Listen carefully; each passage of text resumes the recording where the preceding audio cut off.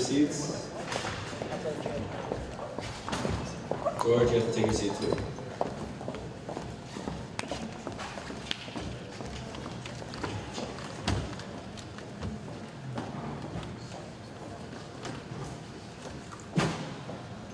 All right, we will call to order at 6:37. And we'll begin with attendance. Convoy, Kugler, Rana, Hughes, Lechicon, Gopal, Berg, Porcello, Conrad, Valverde, Johnny, Dinkaloo,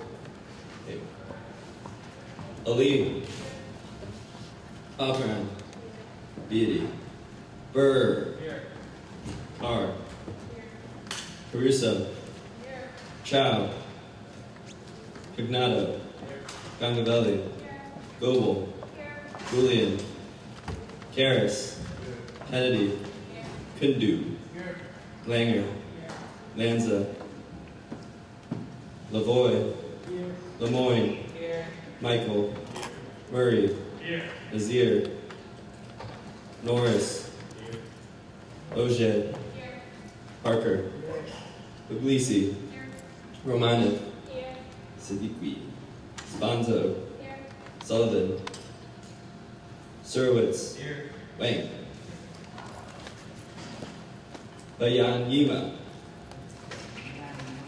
Bayanyima? Okay, I'll get that. Azimi, Villar, Bayraktar, Dereer. Did I not call anyone that should have been called on the attendance list? Oh, the justices. I haven't yet typed it to you guys, but Riff, Balmy, Mootbutt, Perry, Dabrowski. Alright, we will now move into the public comment. Would anyone like to be recognized for public comment? Senator Sponzo.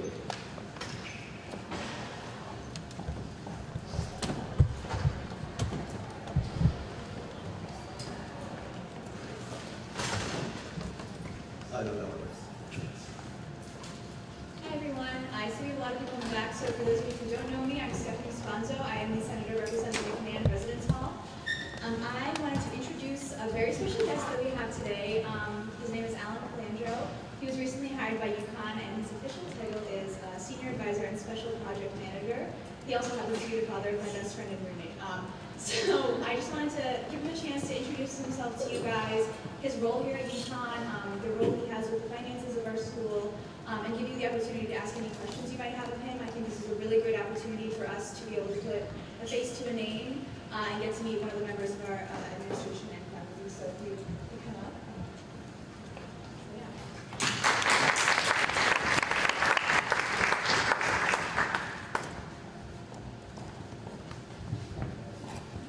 Good evening. Thank you for having me. This is a very unusual experience for me.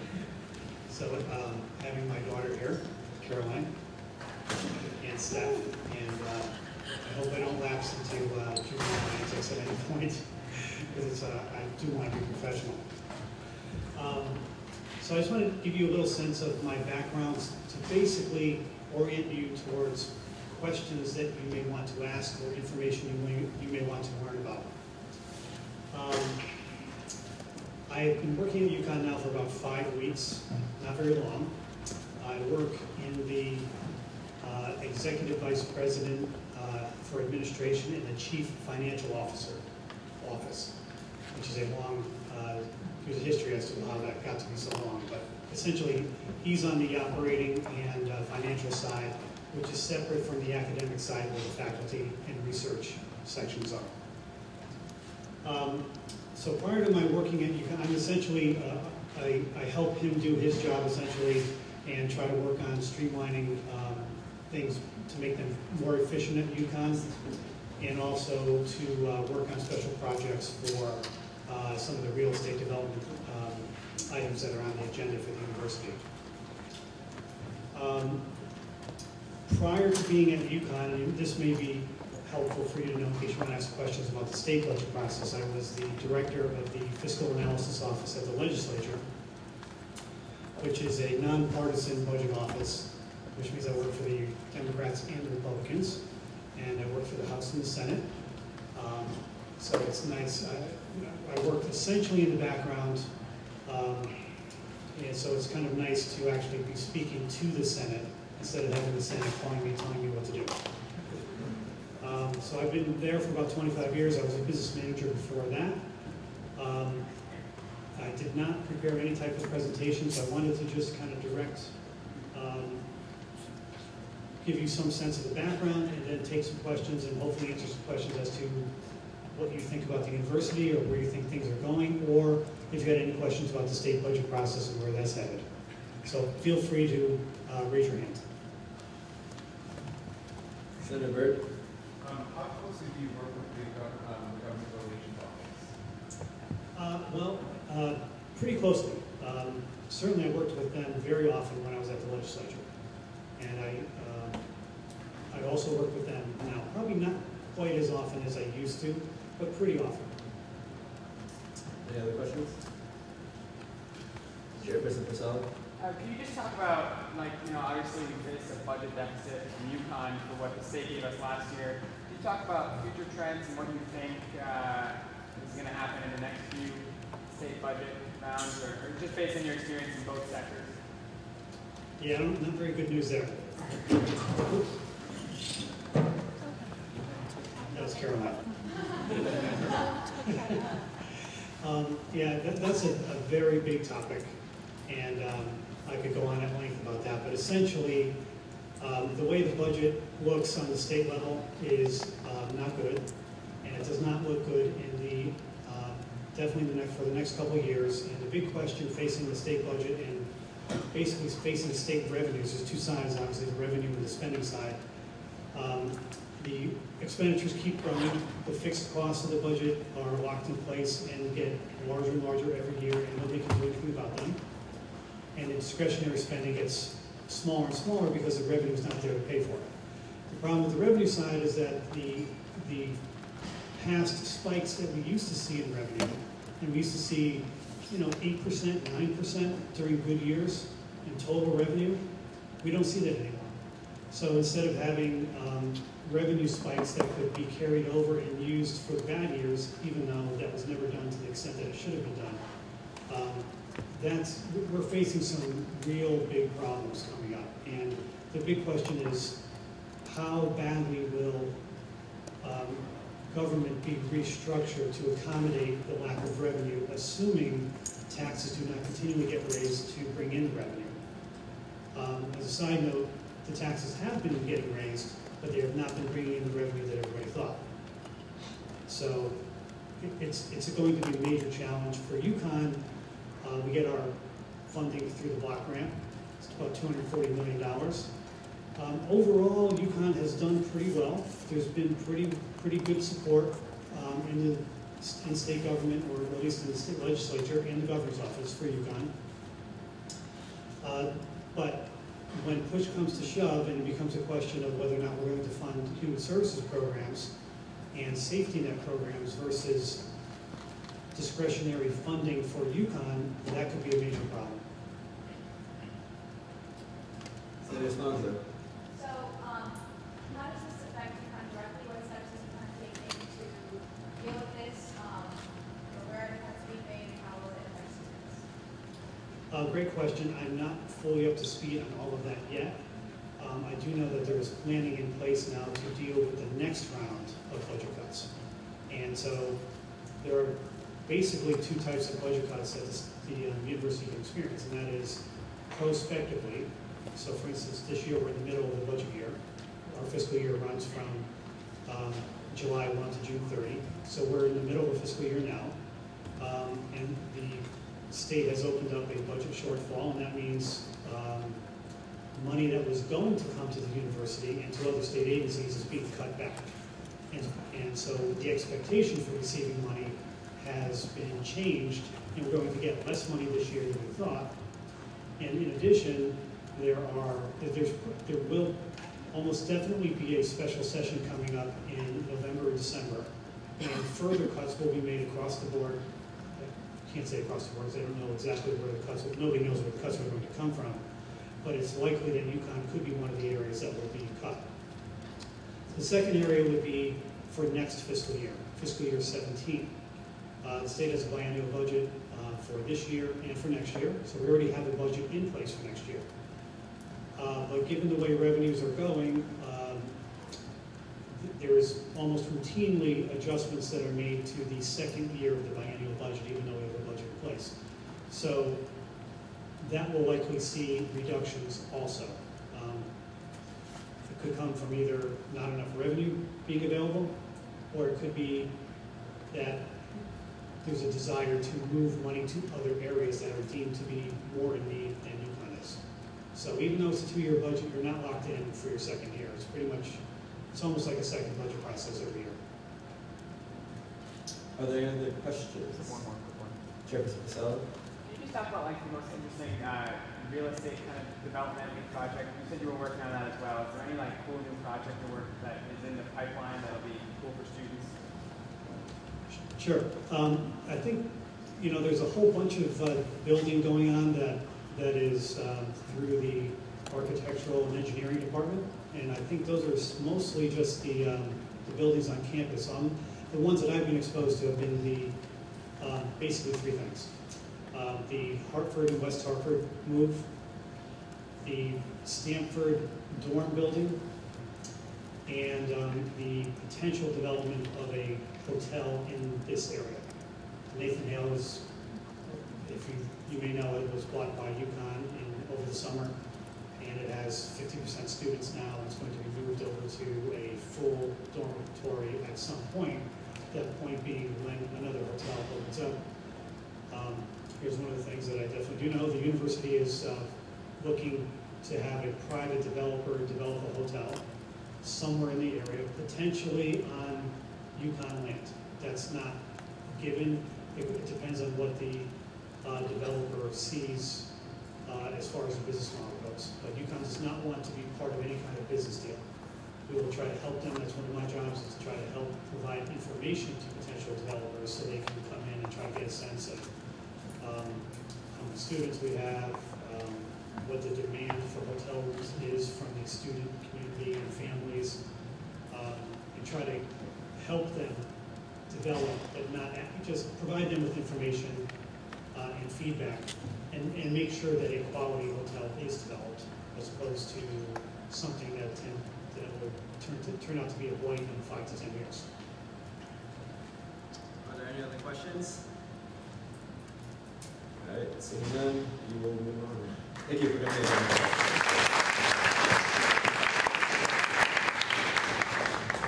Anyone else like to be recognized for public comment? Yes, Senator Sorowitz.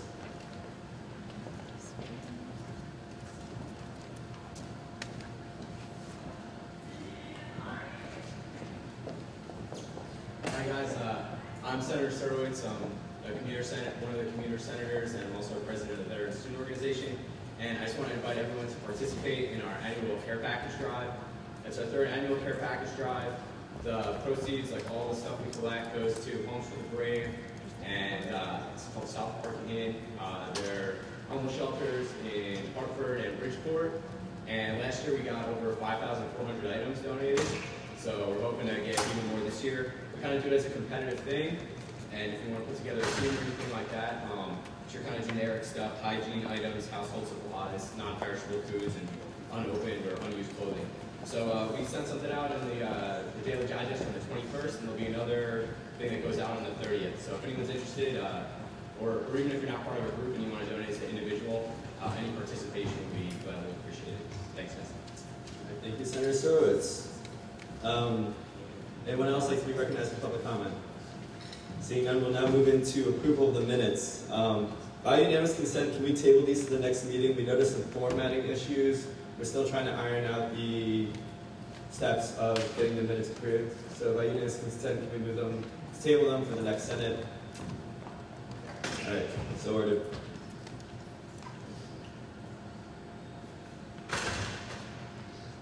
We'll now move into new business. An act concerning emergency funding for the Arab Student Association. Can we have the two sponsoring senators please come up?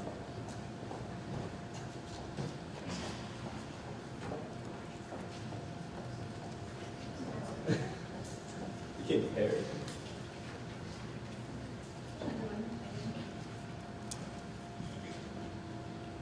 Can you hear?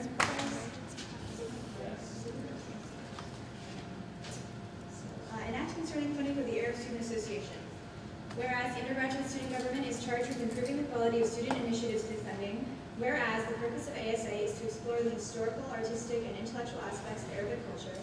Whereas ASA has the need for legislative funding to enable 3 members to attend the Harvard Arab Weekend Academic Conference at Harvard University in Cambridge, Massachusetts. Whereas ASA will be driving a total of 228 miles to the aforementioned event, funded at 50 cents a mile, resulting in $114 allocated for gas expenses. Wait, I'm sorry, Steve. Yeah. I said you updated. Oh, were they updated for both ASA and CAP team? Okay.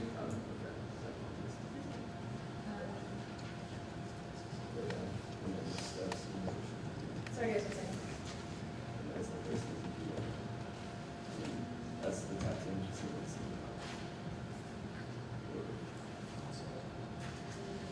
Oh, never mind. It's not.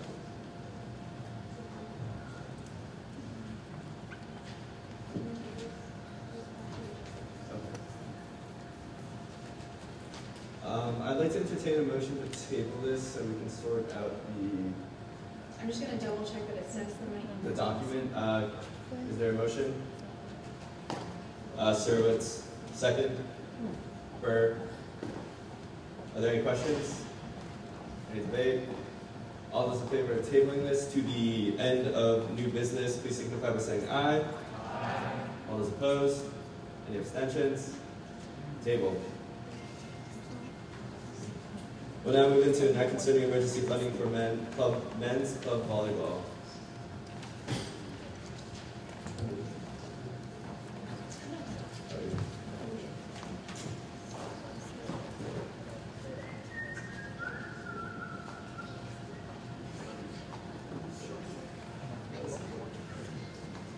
An act concerning funding for men's club volleyball. Whereas the undergraduate student government is charged with improving student initiatives through funding. Whereas men's club volleyball received approval by the funding board for $5,116.05 in funding for the spring 2015 semester at the February 2nd deadline, but was never provided funds, thus financing the trip through its own members. Be it resolved that the undergraduate student government allocates $5,116.05 to men's club volleyball to cover the amount intended for disbursement in the spring 2015 semester. I will give the motion to Lee and the second to Murray. Are there any questions regarding this piece of legislation? Any debate? Yes. All right. Senator Canada? So I know there were some questions on this. I just want to make sure everybody understands fully what the purpose of this legislation is. So men's club volleyball team, through planning to go to a competition last year, applied for funding through the regular process, was approved for that funding in preliminary stages, and their group was informed that they'd be able to buy tickets. So students with their own money as part of the team paid for hotel costs, transportation costs. The CFO was supposed to turn in boarding passes so that the funds could be dispersed and reimbursed students. However, something happened along the line where the CFO didn't do that, so now the students of the group who had no part in that action are now out hundreds of dollars because they didn't receive the funds to be reimbursed for this trip. So this is to make sure that that money is allocated to them and that those students aren't forced to pay out of pocket for something that they were told they'd be reimbursed for. So I just want to make that clear.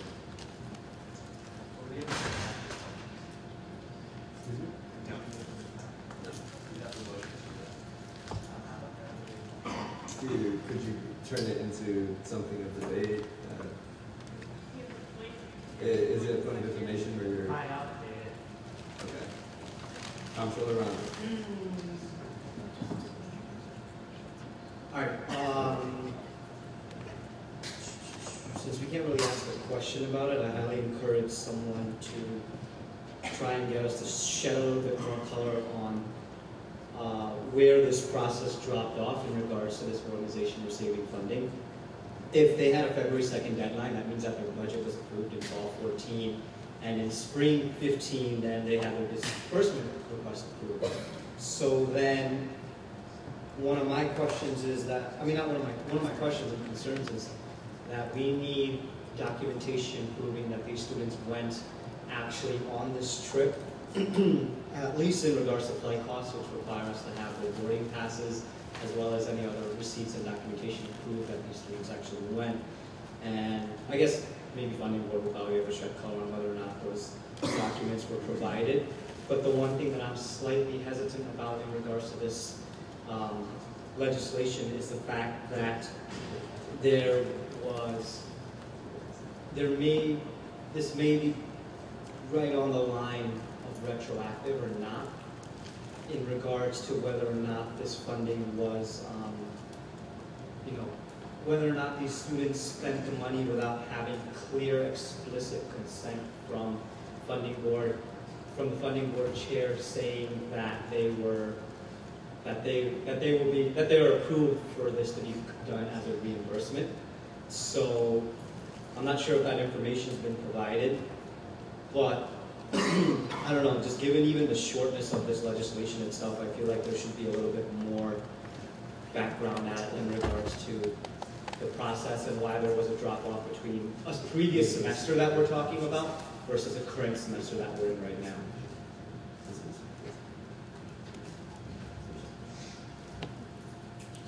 Chairperson Purcell?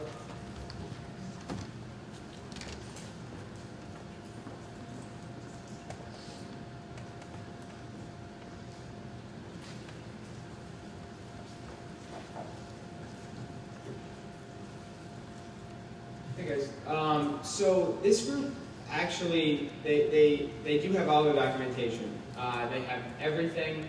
So I'll kind of lay out what happened. They went, they applied for funding like they should. They got approved like they were supposed to. They went on the trip. Everything was going well. Then when they got back from the trip, you have to give our bookkeeping documentation saying you went on the trip. And our bookkeeping emailed their CFO, and no responses really. Emailed again, and he said, I'll get back to you, and then he didn't, and our fiscal year ended, and at that point, we had to close the books on everything. And from what I've been told with the conversations with the bookkeepers, they just kind of said, you lost your chance at that point. So the group is saying, this isn't really fair because we just had one of our members kind of go rogue, and we lost $5,000 because of it. That being said, the new CFO handed in all the documentation. Everything's there, and they were approved the first time. And so I guess what you should, the only question that really is up for debate is should we still give the group the money because they had one member screw up. But everything else has been fine. So. Thank you, Chairperson Priscilla. Would anyone else like to be recognized for the debate? Seeing none. Comptroller Rana.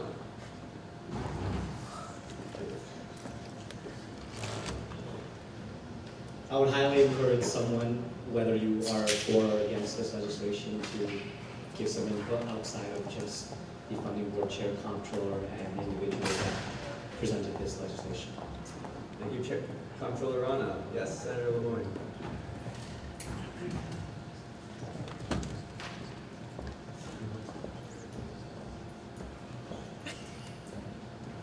That sounds good. Is that the only one that you just... The only concern that I have is we had a similar situation in an organization that I'm also part of where the CFO just kind of went their own way and then quit last minute. But it was our job and our duty, especially as me as the DG, which is also the vice president, and as the acting president to take care of it immediately. So the only concern is it's more of a question, but this is also kind of up for debate, is the president should have immediately stepped in there and gone, this is not going the way it's going. There should have been a check system. Not saying that they don't deserve the money to get this, it's just that we should always keep in mind, the organization should keep in mind that the reason why we have a leadership structure is to make sure that there's a check and balance system going on. And if you completely ignore that and blame one person for going rogue, that just opens a bunch of excuses for everybody and everything. Thank you, Senator Lemoyne. Senator Ali?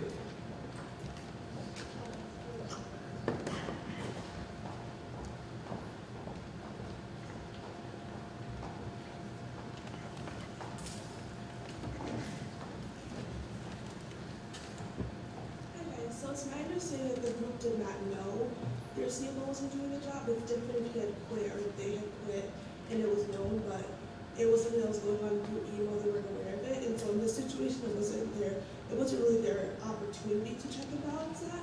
And so I think we should definitely reimburse them for this trip. Thank you, Senator Ali. Senator Romanov? My question. I'm not sure how I will vote on this, but if I wanted to use my time to possibly yield to one of the members, if they're here. I'm just curious. I want to know what their Yeah, you just yield to them and they give it to you. Like what happened and why Can you come up to the microphone, please? Thank you.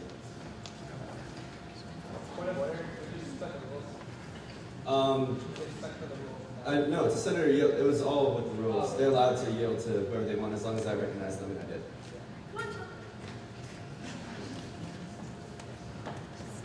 You can go to this one if you feel awkward talking to the back of it. Yeah, a little bit too tall for that.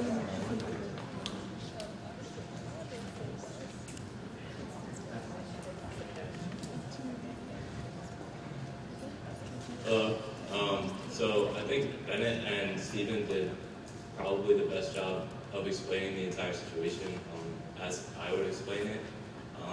To the debaters' points about blaming it all on one person, it was really not.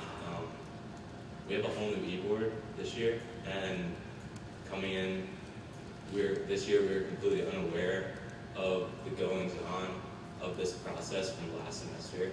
We were all just completely the whole time under the impression that the money was coming, CFO was handling it, until I kind of got hit with the bomb of, oh, no, it's up to you now. So it was completely a matter of just not knowing, what was going on with the one member who had the job of getting it done, or the 4 members of the e-board that had the job of getting it done. Okay. Thanks. Yeah, absolutely. Thank you. Thanks. Senator Sponzo.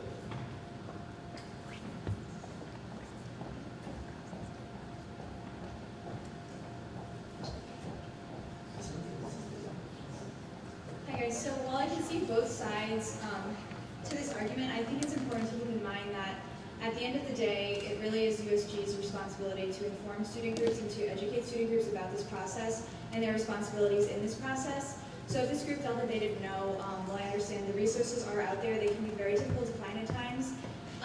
And to me, it's very clear that this group did go through the proper process. At first, they were approved the funding. They completed all the required steps of that process and were approved the money and went on the trip because they were approved the money.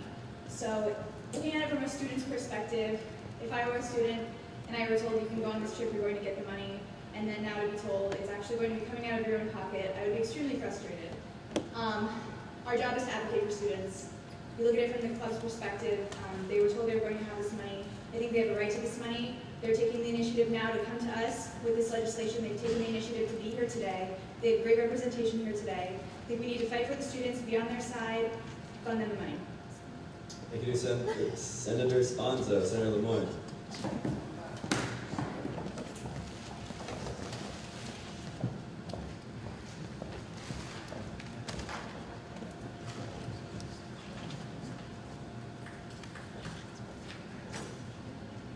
Well, I disagree with how it was put in Senator Sponzo and what Senator Ali said. The only concern that I'm having, especially as someone that's part of two tier 2 organizations, is there needs to be a way to make sure that this doesn't happen in the future, because that excuse can be easily made for any executive team coming in and being renewed at any time. I didn't know this was going on, therefore it shouldn't be my fault. So the Senate, as well as every tier 2 like class, could be a learning experience. It should also be a way to make it so we are ensured that this is never an excuse for any executive team anytime this happens. So there needs to be a way in order to ensure that. Thank you, Senator Lemoyne. Would anyone else like to be recognized for this? Senator Quintana.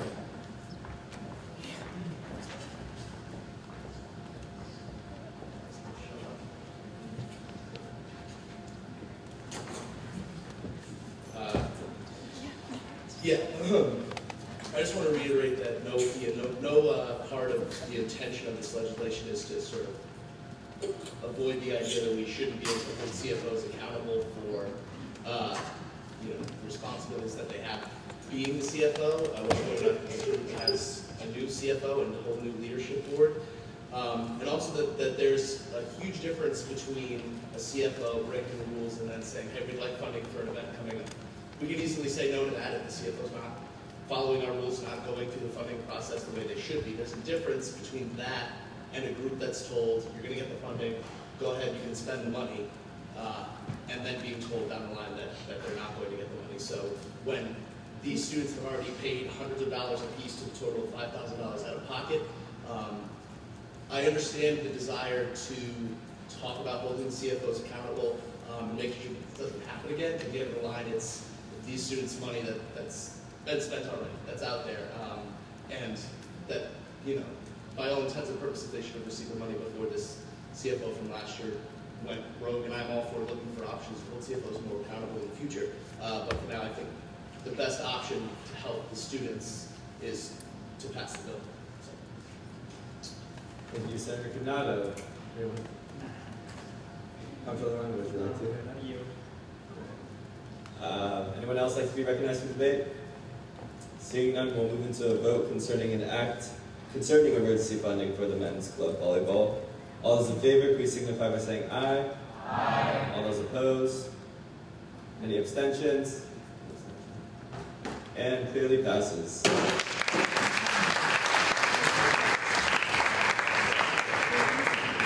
We'll now move into an act concerning emergency funding for the Yukon Club Golf. That's it, no team, just club golf.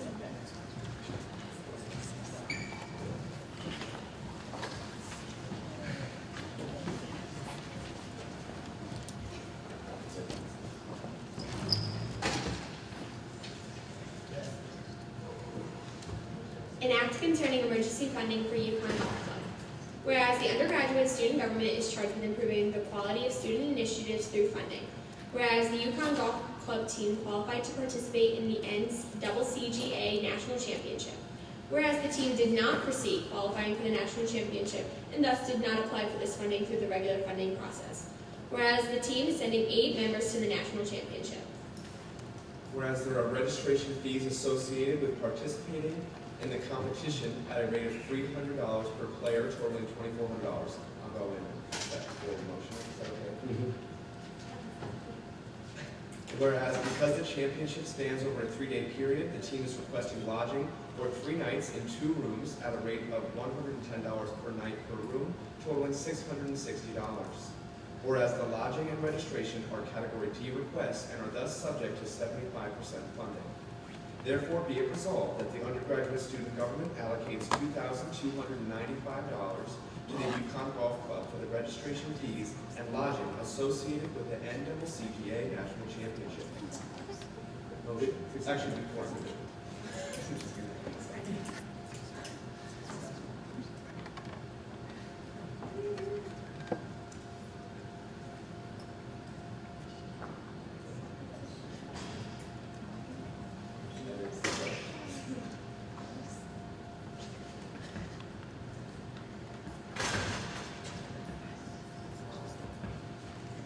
All right, I'll give the motion to Puglisi. Is there a second? Bird?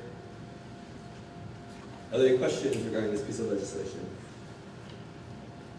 Yes, Comptroller Ryan.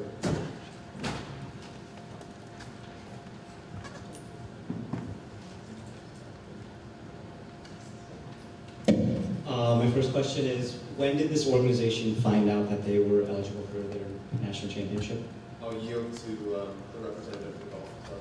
That was October 18th. October 18th. Congratulations, by the way. And how many members of the 8 are actually going to be participating in the tournament itself? All 8. Congratulations again. Are there any other questions?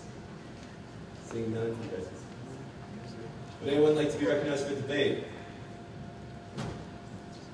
Seeing none, we'll move into a vote. All those in favor of approving an act concerning emergency funding for Yukon Club Golf, please signify by saying aye. Aye. All those opposed? Any abstentions? And clearly passes. Begin clap. All right, we'll now move into an act concerning emergency funding for Yukon Tap Team.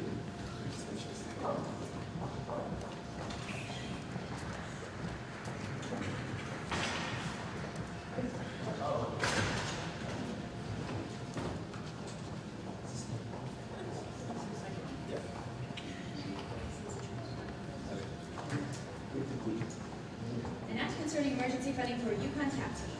Whereas the undergraduate student government is charged with improving the quality of student initiatives through funding. Whereas the Yukon Tap Team requires emergency legislative funding to enable 13 members to attend a dance workshop at the Broadway Dance Center in New York City. Whereas the Yukon Tap Team will be purchasing one hotel room at $198.63 for one night and 3 rooms at a rate of $220.43 per night, with applicable budget cuts resulting in $600 being allocated for hotel lodging. Whereas Yukon Tap Team will be buying 13 train tickets at a group rate of $22 per ticket, resulting in $286 total for transportation. Whereas this request is subject to Category D, 75% funding. Therefore be it resolved that the undergraduate student government allocates $736 to the Yukon Tap Team to enable them to attend a dance workshop at the Broadway Dance Center in New York City. I will give the motion to Ali. And is there a second? Ooh, okay, no one wants a second. Are there any questions regarding this piece of legislation? Yes, Senator Byrd. I will yield to Representative Tapton for that. What train are you taking? Okay. Which is the list expensive. Senator Lemoyne.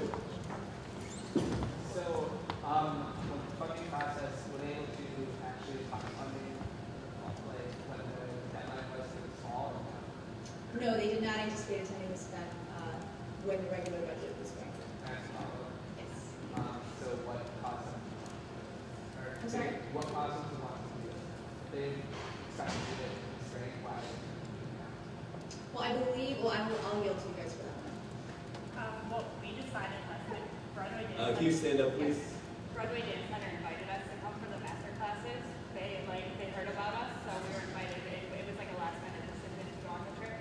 And we're not, most studios aren't offered the opportunity to go take these classes with the biggest dancers there, so that's why it's last minute.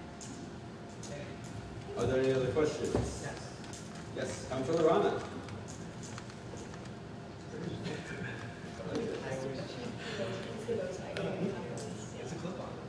It's not.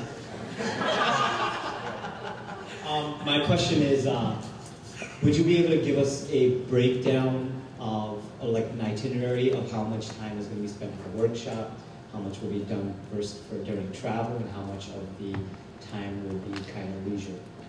Yeah, I'll yield to you guys again for that. We plan to leave on Saturday, November 7th in the morning to go to the train station, and the train is about a 2-hour ride. Once we get there, there's 13 of us going. We're all taking 2 classes, so we're going to take a 2-hour class on Saturday and then a 2-hour class on Sunday, and then leave right from Sunday. Thank you.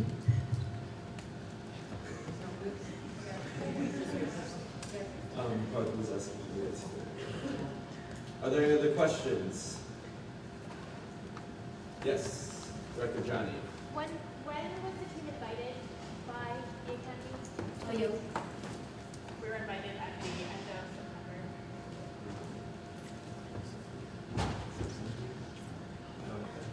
Are there any other questions? Thank you, guys. We'll now move into debate. Would anyone like to be recognized for debate? Comptroller Rana? Debate?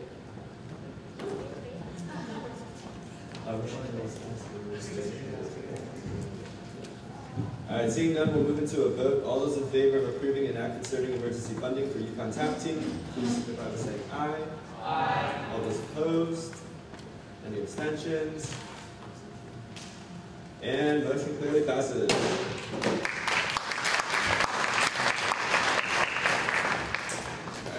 We will now move into an act concerning the fall 2015 budget of the undergraduate student government.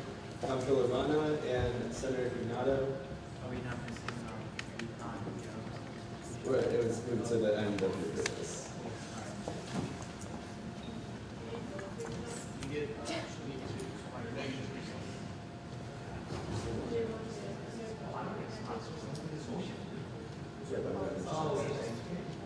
Yes, whoever wants to motion. I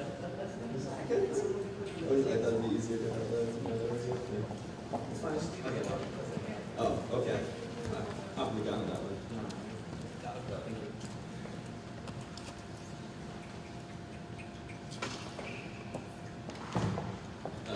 All right.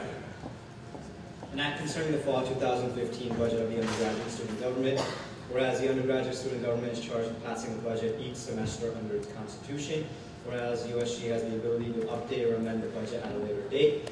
Therefore, be it resolved, USG adopts the proposed budget as presented by Comptroller Rana. So, what's the proposed budget? What's happening is we are taking $4,000 out of the line item for fall 2015 budget requests, which was originally at $800,000, and going down by $4,000, and adding that to the USG general wages line item for, here.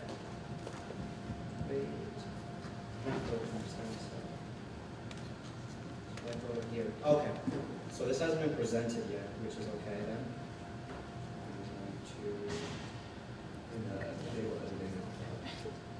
There you go.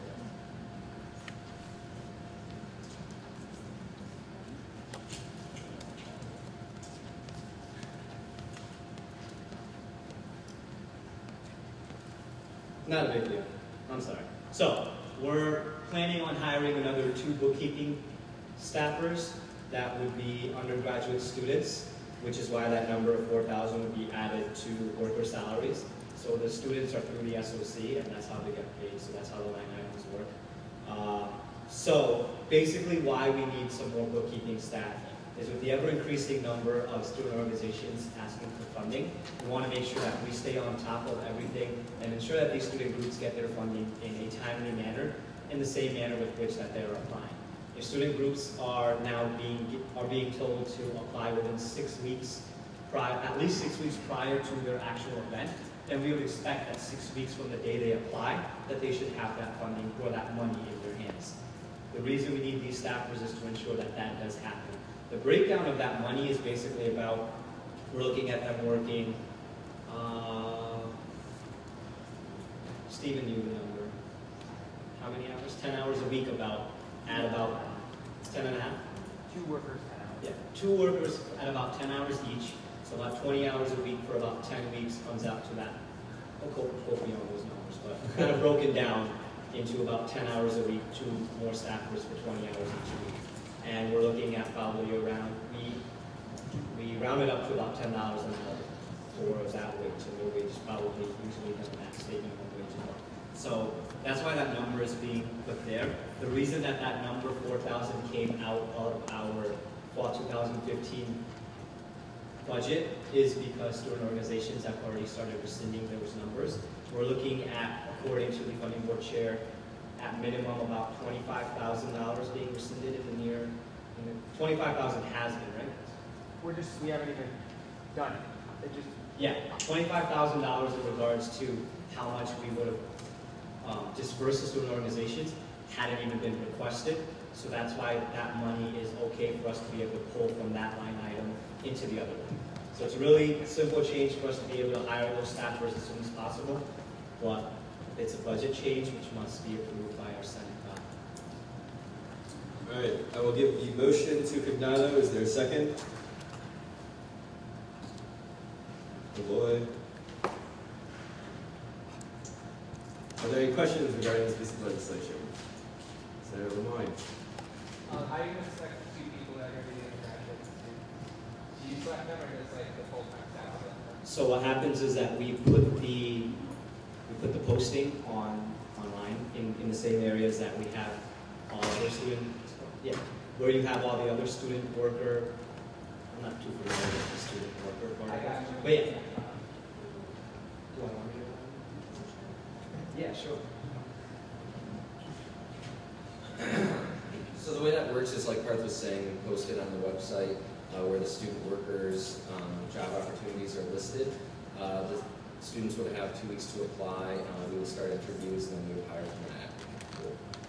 Who hires? I would be involved with the hiring, and also probably Dawn in the office. We would interview candidates. And Jess Santos, student supervisor. Thank you, Senator Moore. So it goes about the same process with which we hire SOC staff as well as current budget staff. Are there any other questions? Thank you, Councilor Romano. We'll now move into debate. Is there any debate regarding this piece of legislation? Seeing none, we'll move into a vote. All those in favor of approving an act concerning the fall 2015 budget of the undergraduate student government, please signify by saying aye. Aye. All those opposed? Any abstentions? And clearly passes. All right, since we moved it down to the end of new business, we will now move back into an act concerning funding for the Arab Student Association.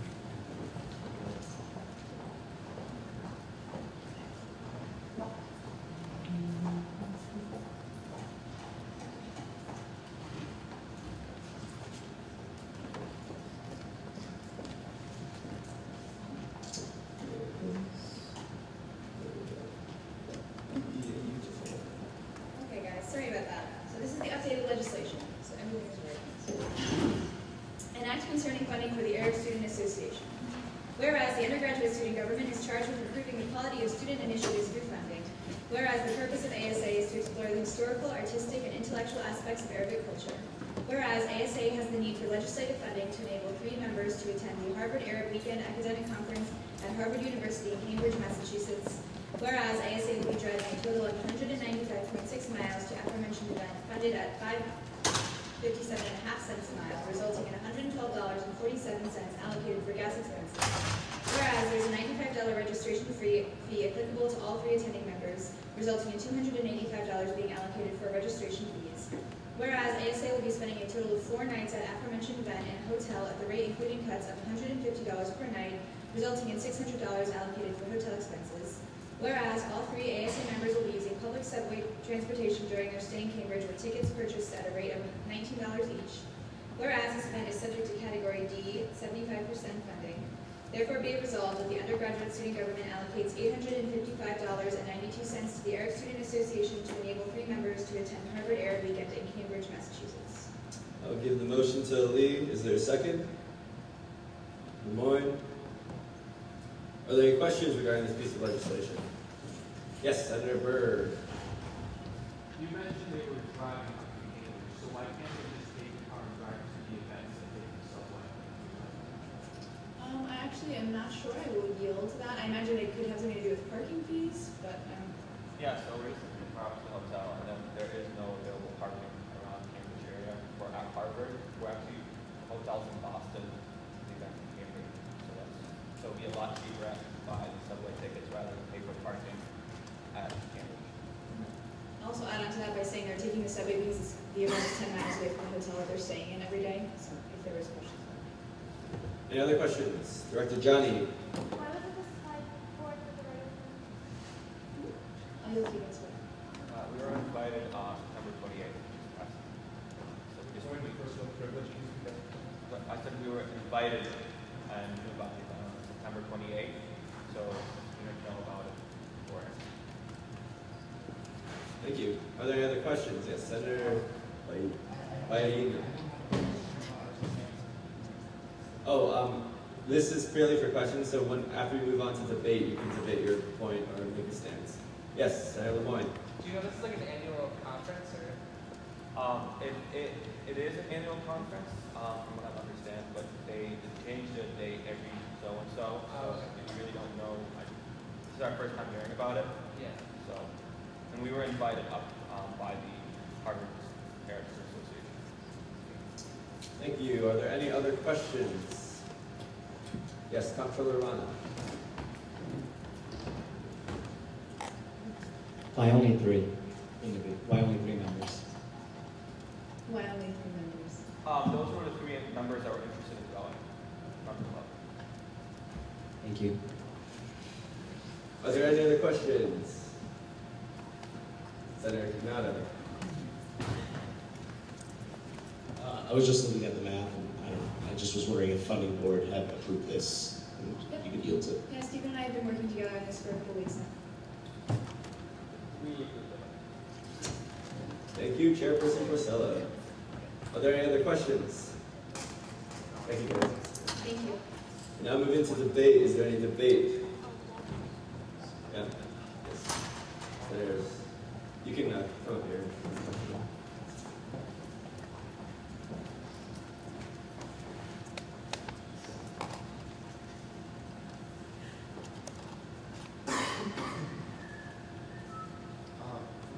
I'd like to just say that this is an excellent piece of legislation. We need to show more appreciation to international cultural groups. International students face so many challenges, and we need to empower groups like this. And I would really like to encourage more senators to look at proposing such legislation like this, because it's a step in the right direction. International students need to be appreciated more and supported more. Yes. Is this for specifically international students, or is this area? I believe I will yield to the representative. Is this open to anyone, international students? What was the criteria for being eligible to attend this trip? It's open to anyone who's really interested at the Parents Association about agriculture. Just asking, are these students international students, or are they? One of them is international. One of the students attending is international. The people attending the event, the presenters, the speakers were actually former presidents of Arab countries. Yes, so once again, just excellent legislation. Thank you. Is there anyone else that would like to be recognized for debate? Seeing none, we'll move into a vote. All those in favor of approving an act concerning funding for the Arab Student Association, please signify by saying aye. Aye. All those opposed? Any abstentions? 2 abstentions. And clearly passes.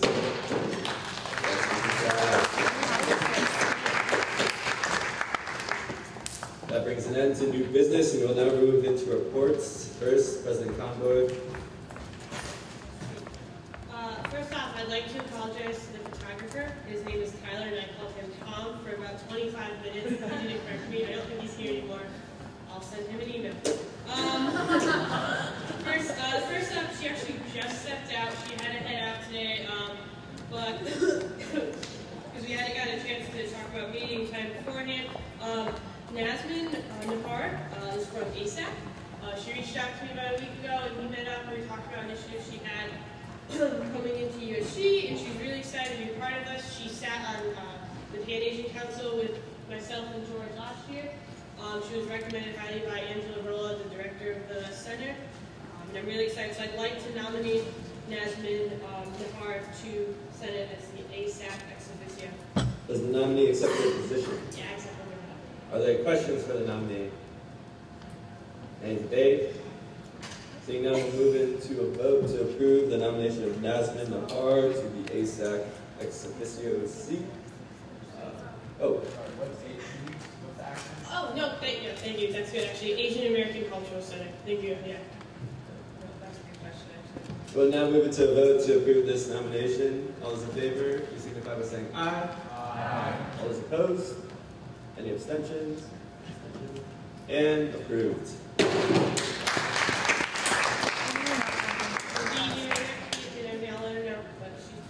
Okay, next up, for those of you who know, Donnie Ivanov, he sits on 2 committees. He volunteered at the Hard Career event, and he has requested, we talked about 2 university committees that he'd like to sit on.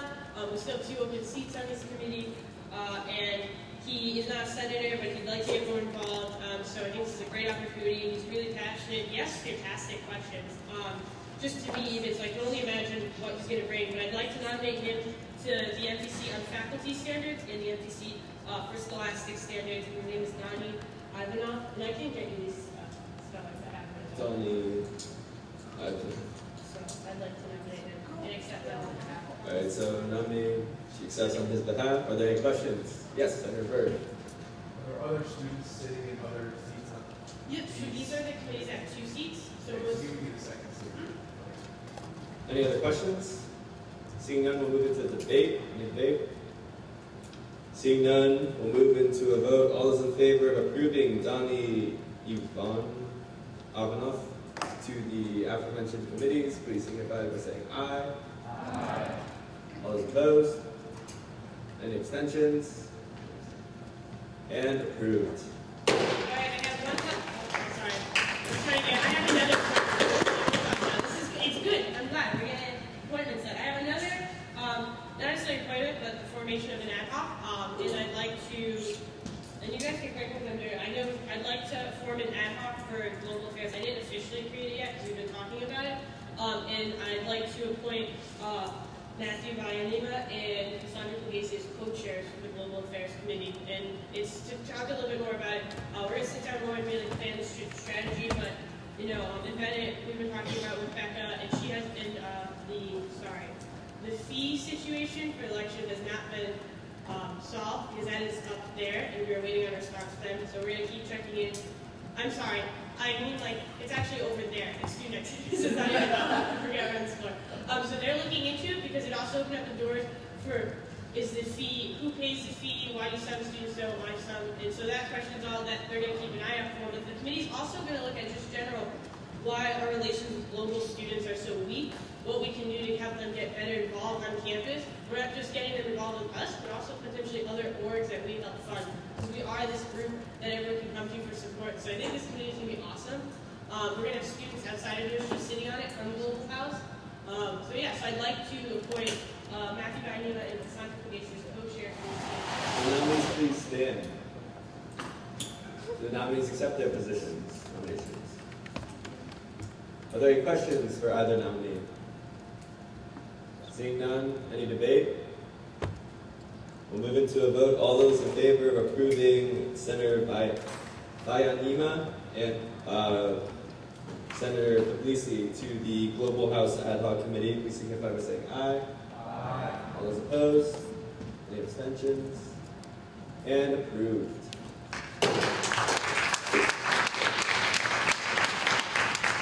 Awesome. So if you're interested, please reach out to them. I've kind of plugged it a couple of times now, and I spoke last time. There's still no set committee time, so I don't think that limits your ability to participate. Awesome. So next up, those are my appointments. There's a Gen Ed task force that was formed separate from the Gen Ed committee that was up there. It talks about different courses one by one that are getting added or accepted with each semester. Classes fluctuate. This committee especially created with different departments being represented and different representation on it, and it's looking at whether or not we should redo our Gen Ed structure. We just hit the 10-year mark for the WQs, and I want to speak carefully for the university Gen Ed structure, not the CLAS, which is what most of us are probably thinking of. Still really important, so they're going to look at how relevant these courses are. Are we creating students? Should we involve more environmental classes, questions like this, diversity classes, all of these things. So this is a task force they created at University Senate. We have a student seat for it. It wasn't originally up in that test in the Excel sheet, and now we have the seat. So I just wanted to open it up to everyone. Send me a letter if you're interested. It asked me a question too, yeah, but if that wasn't clear. Next up, I went to a TAFS meeting today before the trustee meeting, which I also attended. TAFS stands for Trustee Administration Faculty Students. And there's going to be a meeting, which we're all invited to. And the subject for this year that we talked about today is going to be the image of UConn at the state and what it means for state families and state students and taxpayers, and what do we want our image to be. And there was all these different ideas thrown around. If you have anything really set that you think would be great for this meeting, which will be held in November, date is not set yet, bring it up because I'm going to invite you guys all to make an event. Students are invited, and we'll get a chance to be in the room with all those different bodies, which usually doesn't happen. So yeah, I just want to let you guys know about that, ask me a question about that as well. That's a meeting that will happen in November. Next up, university budget. You guys probably saw a lot of articles on it about the board trustee meeting. Obviously, that's always a fear when someone puts up the budget and says we're undergoing cuts. My theory and what I want to tell all of you is before we go up there and say tuition can't be raised, we need to think of alternatives. One of the alternatives up there is commercialization. I remember seeing that word, and that's scary to me. I don't know if you guys have ever taken any philosophy classes on education or higher education. That's also just as scary to me as tuition increase when you have people buying the university. So there's other options. So tuition isn't the only thing we should be scared of. I think there are other options, but we need to help them come up with a healthy alternative for our university. Another option is enrolling more students. So all these things, I'll continue to update you. This was just a preliminary, hey, we're going to create another 4-year plan, because we're finishing the 4-year plan that I created 4 years ago. So that's something I'll keep you guys informed. Trustee Rifkin has been at a couple of meetings of ours, and I'm sure I'll ask him to come again the more he hears. But yeah, that's definitely something to focus on. And lastly, that's it for me. I'm going to yield to Bennett to talk about elections. If you have any questions after his, we'll go into questions about any of those things. If you want to talk to me after, let me know.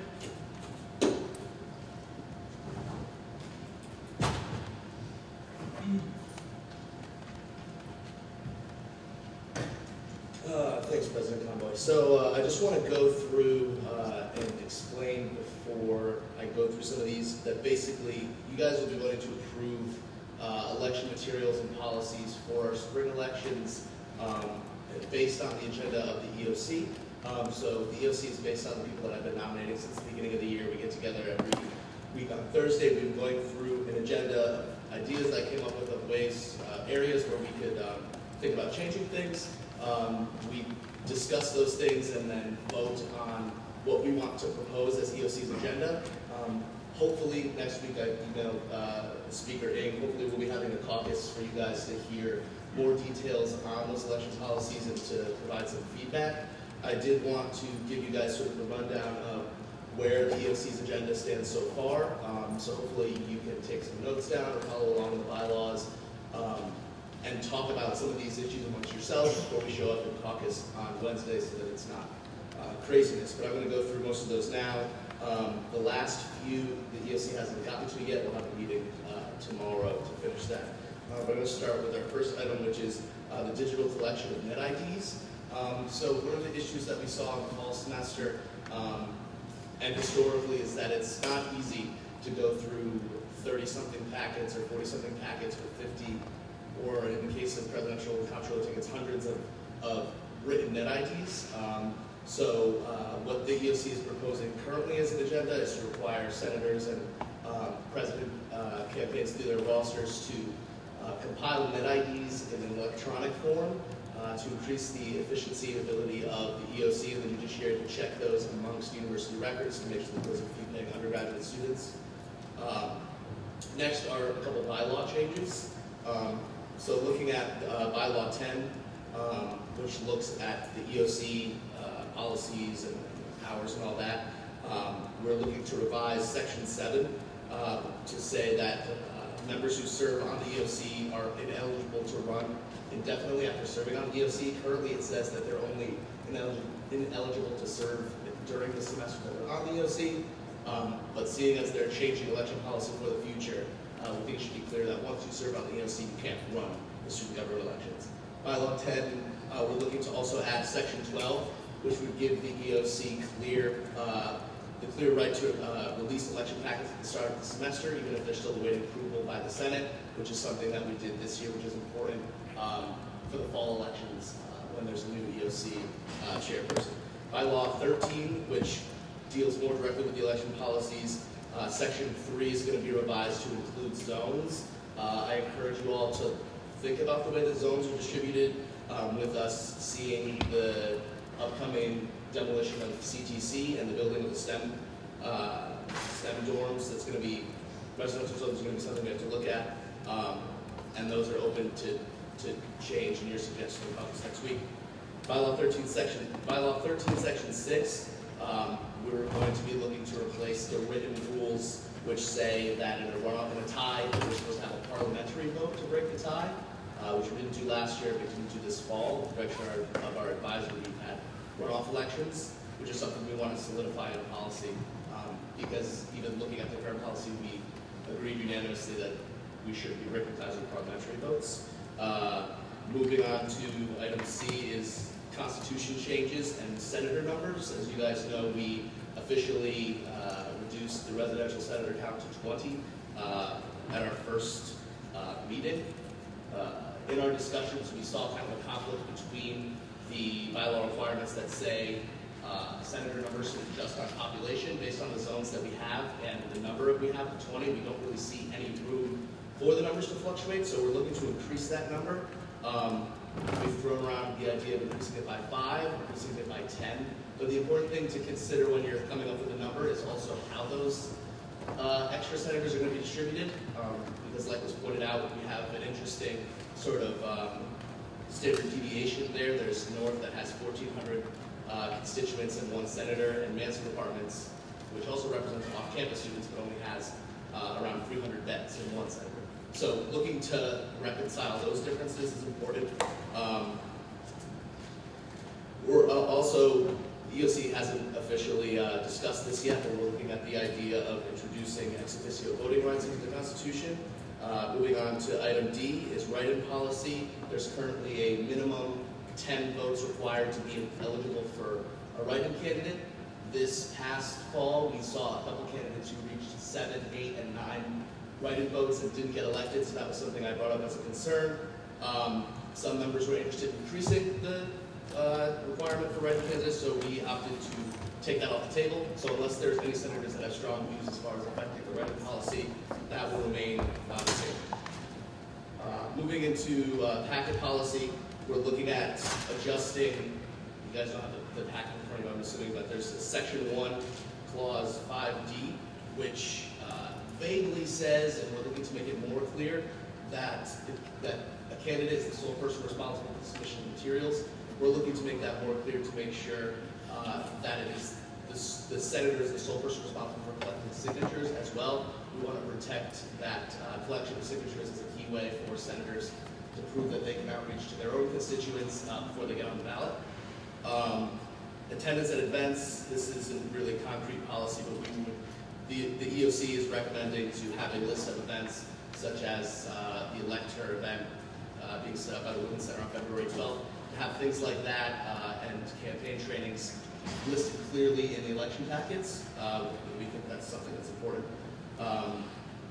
Item G is funding, possible reductions in election resources. The current EOC proposed agenda is to reduce the amounts allocated for campaign spending from $400 for president and vice presidential tickets to $300, and for comptroller tickets from $200 to $150. So again, these are proposed agenda items, so if senators feel that it shouldn't be decreased or that it should be decreased more, that's input we're looking to receive in the upcoming caucus. Item H is endorsements. Currently, executive candidates aren't allowed to endorse, members of exec and exec candidates are not allowed to endorse other candidates, which is something that's been brought up historically. The EOC's agenda was to not change it. So if the senator has an opinion on that, think about that and bring that to our meeting next week. Item I is coercion policy. So we're looking to reduce coercion and giveaways as a campaigning option. So one of the main way that we're looking to do that is to say that any campaign expenses or materials that will be given away have to be cleared by the EOC. We currently clear budgets, but we're going to look to be more specific on items so that there isn't giveaways of candy and things like that. We want to make sure we keep it open, depending on what you guys have suggestions on as far as what should be acceptable under that coercion policy, whether it's quarter sheets, buttons, or stickers or things like that. We're just looking to reduce giveaways like pens and candy and those kinds of things. Item J is campaign technology use. As part of our work to reduce coercion, we're adopting, as the EOC agenda, removing the possibility of campaigning with personal technology or laptops, as well as near any polling stations. And that also ties into our adopted agenda for tabling policy. To ensure equal access to tabling through campaign period and the elections period, we're looking to have all tabling requests first go through the EOC for approval. so we can make sure that all candidates have equal access to that as a resource. In the voter rolls, too, President Convoy touched on this. Students who don't pay the USG fee aren't added to rosters to vote. It was brought to our attention that this can disproportionately affect international students. So that's something we see as a clear concern for the committee and for USG. However, it's sort of out of our purview looking at the spring elections, but if that's something that we want to discuss in caucus, we certainly can, and we can talk about the university policy behind that, and what we can do to address that going forward. The next couple items are what the EOC has to decide on this week, so these currently don't have a proposed agenda, but something to think about. We're looking to revise the violation of grievance procedure. It's based on strike policies, EOC recommendations to judiciary. We're not sure whether or not we should do anything to streamline this process a little better and make it clear, rather than based on discretion and recommendations. If there's a more clear-cut way to issue and follow through with violations of grievance procedures. Item N, we're looking to possibly introduce more restrictive office policy standards for campaign talk in the office, and look for a way to sort of tie together office staff and the EOC to make sure that when one of us isn't around the office, that there are people at least holding USG members accountable for their conduct in the office. Additions and proposals for posting policies and Husky CT trainings. One issue we saw in the fall was that a lot of candidates came to me or other members of USG asking what posting policies were, and for better or for worse, our posting policy is pretty much to follow the policy of wherever you intend to post. So while that's pretty straightforward, it's not always the most clear for candidates, so we're looking if there's any ways for us to come up with our own streamlined posting policy, or if there are better ways to distribute posting policies to candidates based on where they would be campaigning and things like that, or if there's a way to do it through Husky CT. Item P, this again isn't so much legislation or bylaw changes, but we're looking to have event lists, active campaign areas, and open opportunities for campaigning to be integrated with election packets and into the elections timeline. And lastly, to develop a solid email strategy integrated with the timeline, to sort of have a calendar of outreach focused on elections. With all that said, again, hopefully we'll be caucusing next week to talk about this a little bit more, to discuss the EOC proposed agendas, what the Senate thinks, and if we can do that and the EOC can meet afterwards and get everything we need to get done, we'll tentatively approve election packets at the November 11th Senate. Once election packets are available, any candidates will be able to begin campaigning at that point. So that's really exciting to get those out in November. Not set in stone, however, but that's what we're planning for. So if anybody has any questions for me, I guess they can just go through President Convoy, but thanks very much. I hope to talk more about election policy next week. Thank you, Senator Takata. Any questions for President Convoy? Seeing none, we'll move into the report of the Vice President Kingler. Okay, I usually try to keep it pretty short. I just got a few things today, a few things more than I usually would have today. So the first thing is thank you to everyone who came to the membership event. If you missed it, that's okay, but you missed out on a good time. We had about 25 people at McMahon. I think everybody had a pretty good time interacting with fellow members of USG, yes? Nods, yes, and swipes in for those who are on meal plan, so thank you for that as well. The good news is if we missed that one, we have our next membership event coming up very soon. So be on the lookout for an email, but it's going to be on November 7th, which is a Saturday, and it's going to be ice skating. So please do come to that. There is a small price going ice skating if you need to rent skates during student skate time. So if anybody has an issue with that, please let me know. We don't want anyone to miss out because of the cost. The third thing is I just want to clarify a couple of our office policies. So we're getting to a good point in the year when everybody's starting to feel sort of comfortable around each other, comfortable in the office, and that's a really good thing. But what tends to happen around this time of year, election packets coming off and everything, is that things can sometimes get tense. Sometimes we forget about the policies that we set at the beginning of the year. So one thing that I just want to be very clear about, especially if people weren't clear about it before, is that the issue of debating in the office, so there's kind of a fine line in this. When we're discussing things in the office, we're discussing them for a purpose, trying to get things done with USG, that's fine. But if it gets to the point where it seems like it's starting to get into a debate, starting to get tense at all, kind of just debating in circles for the sake of debating, if you even think it's getting to that point, we're just going to ask you to just take it down to the cafeteria, down into the hallway, where you can discuss it. And there's a reason that we do that. It's not just, to keep it quiet in the office or anything like that. It's because we're trying to do is have a professional environment in the office. And not only a professional environment for us and for the people who work with us, but also so that student groups who might be in the SLC or walking through the office or walking through the union see that environment and don't feel like our office is an unwelcoming place to come into. So that's the reason behind that. I just want to go through that. The second thing just about the office is the side room.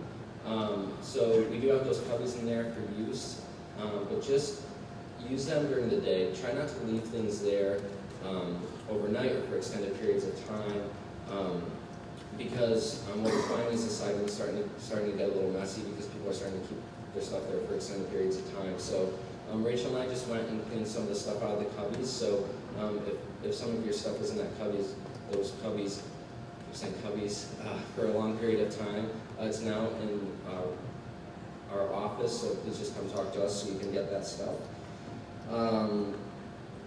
Okay. Another fun thing now is banquet. We're in the process of planning banquet. So Erica, my chief of staff, she's contacted the Alumni Center. So we're looking for the best dates and times to hold a banquet, which will hopefully be at the Alumni Center. So be on the lookout for information coming out on that very soon. Next thing is U21, which is the international conference that we'll be holding here with students from all over the world. Erica and I are meeting with conference services next week, so the ball's really starting to get rolling on that. My thing for all of you is we're looking for help with this event. It's going to be a lot of work. It already has been a lot of work, but as it gets closer, we're going to need even more help. So if anybody's interested in helping with that event, please reach out. We're going to be forming kind of a committee to help with that, so please email me by next Friday. And I'll include that in my email about the membership event that's coming up. Okay, and then the mentorship program. Thank you to everybody who submitted responses to biweekly questions. All the mentor responses were really good. The next ones are due this Friday at 5 o'clock. Just a reminder for all mentors. If anybody hasn't heard from their mentor, please let me know. But the questions from last week led to a good conversation, so thank you very much for that.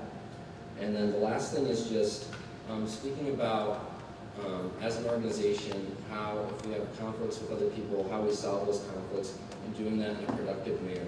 So if you have any questions for anyone, anything that you need to get off your chest, anything that, any disputes to resolve, please let me know or address it directly with the person who you seem to have a problem with. We want to always be resolving conflicts, one, in productive ways, two, in ways that lift each other up instead of tearing each other down, and three, in ways that cause the least drama for the organization. At the end of the day, we're here to serve the student body, so everything we do, we try to do in the most productive way possible. Thank you, Vice President Kugler. Are there any questions? Yes, Senator Sponzo.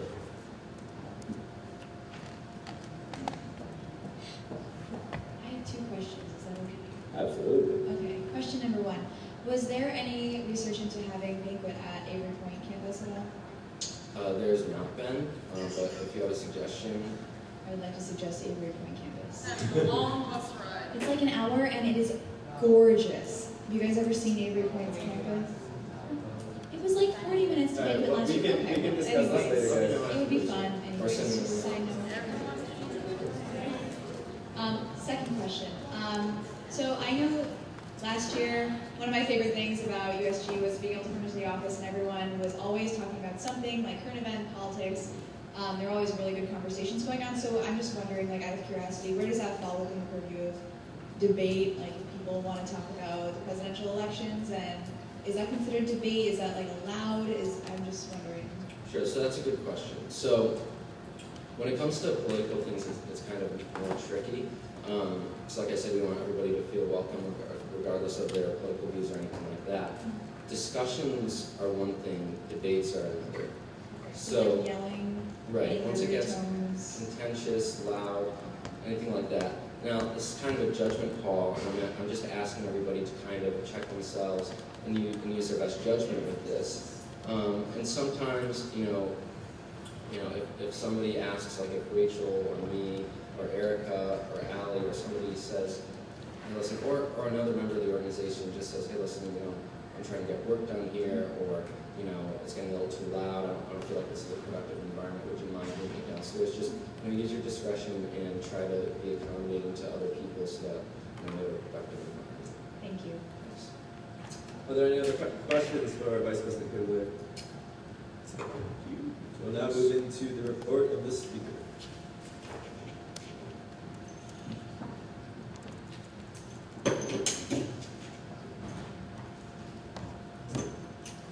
Hi, everyone. So first, I would like to just announce that we had a few senators that resigned their seats.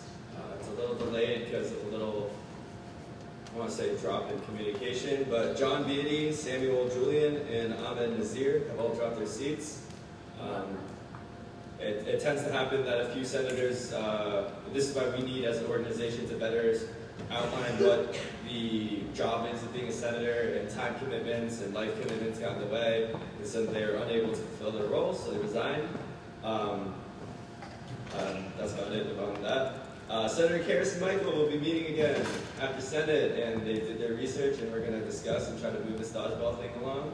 So if you want to be included in the conversation, come join us in the SOC conference room after the meeting. It'll be fun.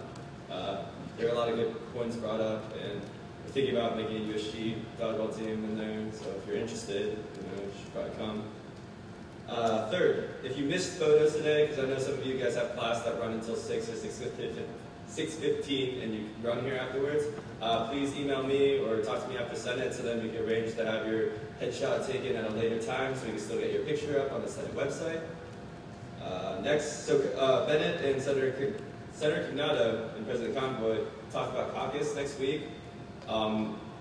With the EOC, we also have a little funding sort of guideline workshop that's going to take 10 minutes, 15 minutes with the EOC. And the EOC historically has been a very long caucus because there are a lot of things, as you saw, the EOC has been doing a lot of really good work in regards to election policies. So we really want to be thorough with them. We really want to understand what's happening and what's changing. So at this meeting, I'm going to ask Senator Cognado to send me that list so that I can send it out to all of you so that you can, on your own time, really look them over and then kind of formulate your opinions on them so you can come to caucus prepared to talk about it. I told you guys at the beginning of the year that caucus was going to be an hour unless I specifically said otherwise. This caucus will be 2.5 hours. So plan accordingly. It will be long. And lastly, I sent out a form last week, and by my mistake, I left out some really important questions, like what is your name? So I will be sending out a new form that I hope all of you can please fill out. So Director Dinkaloo can update the website with some fun tidbits and your pictures now. Only 13 of you responded anyway, so it's not really a huge loss. But once again, my apologies for not including the simple question of what is your name. So I will be sending out that form tomorrow. Please fill it out as soon as possible so we can get that going. And then also on my behalf, I will be bringing the Senate rules and procedures to Senate now that we've settled down, everyone's acclimated, we got our ex officios in here. I will be sending out the Senate rules and procedures, and they will be approved at next Senate. So just a heads up, if you have any recommendations, anything that you're worried about when you notice while you're sitting in Senate, please bring them up to me so then I can put those into the Senate rules and procedures, which are the standing rules that we will follow for the remainder of our terms for this year. Are there any questions? Are there any questions for the speaker? Senator Cognado. You that last part about Senate rules, is that a new thing or is that? Every year, the speaker has to bring forward rules and procedures because every speaker is different. It's based off of their discretion on how Senate is run. And Do you guys approve the rules? What kind of Dress code, electronics, food, just the nitty-gritty things that aren't specified anywhere else about how I want to run the Senate chamber. We're supposed to talk to you about that? Yes. Parliamentarian Kozisi.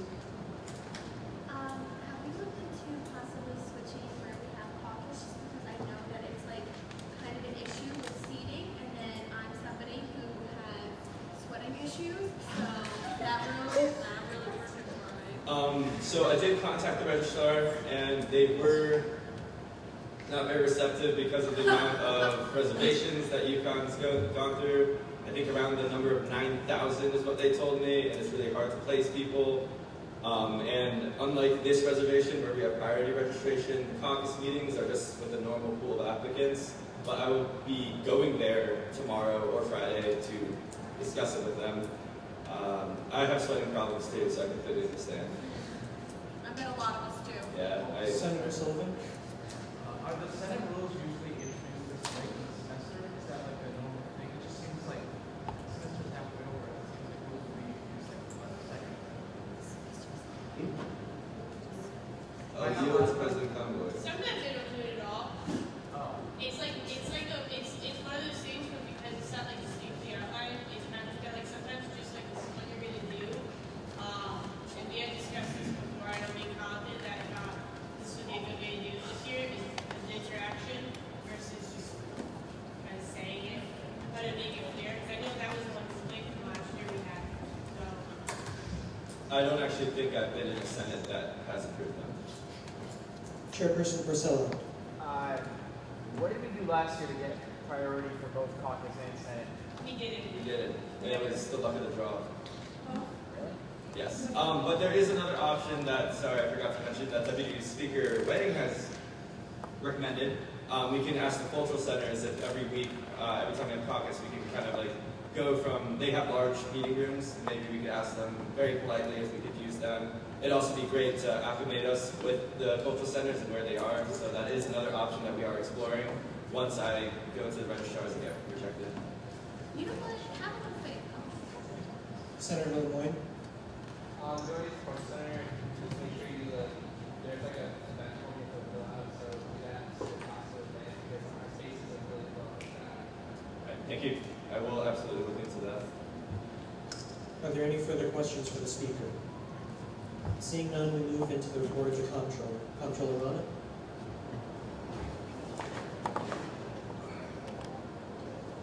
How's everyone doing? Fantastic. So, what is everyone doing this Monday at 5:30 to 7 p.m.? I go to work. So who, hold on, just really quickly, just give me a raise of hands if you're free during that time. Monday, 5:30 to 7 p.m. Hands up. Hands up high, come on. That's all? All right, so I see about 8 to 10 hands, which isn't bad, but cool. So, why I bring this up is because we just had a long conversation last week about our budget. Our exec committee is going to be getting together during the duration of our meeting on Monday to strategically decide and strategically plan the future of our organization from a fiscal perspective from now until fiscal year 2018. So we're going to be going line item by line item and determining where we feel best to put our money and allocate it to be presented to the Student Advisory Committee in February and also present that plan in December. So that's the first thing. The other thing is the Student Advisory Committee has been meeting weekly on Fridays right now. We will be meeting this Friday as well as the following Friday to make our final recommendations to the Board of Trustees in regards to the GUF fee. What's the GUF fee?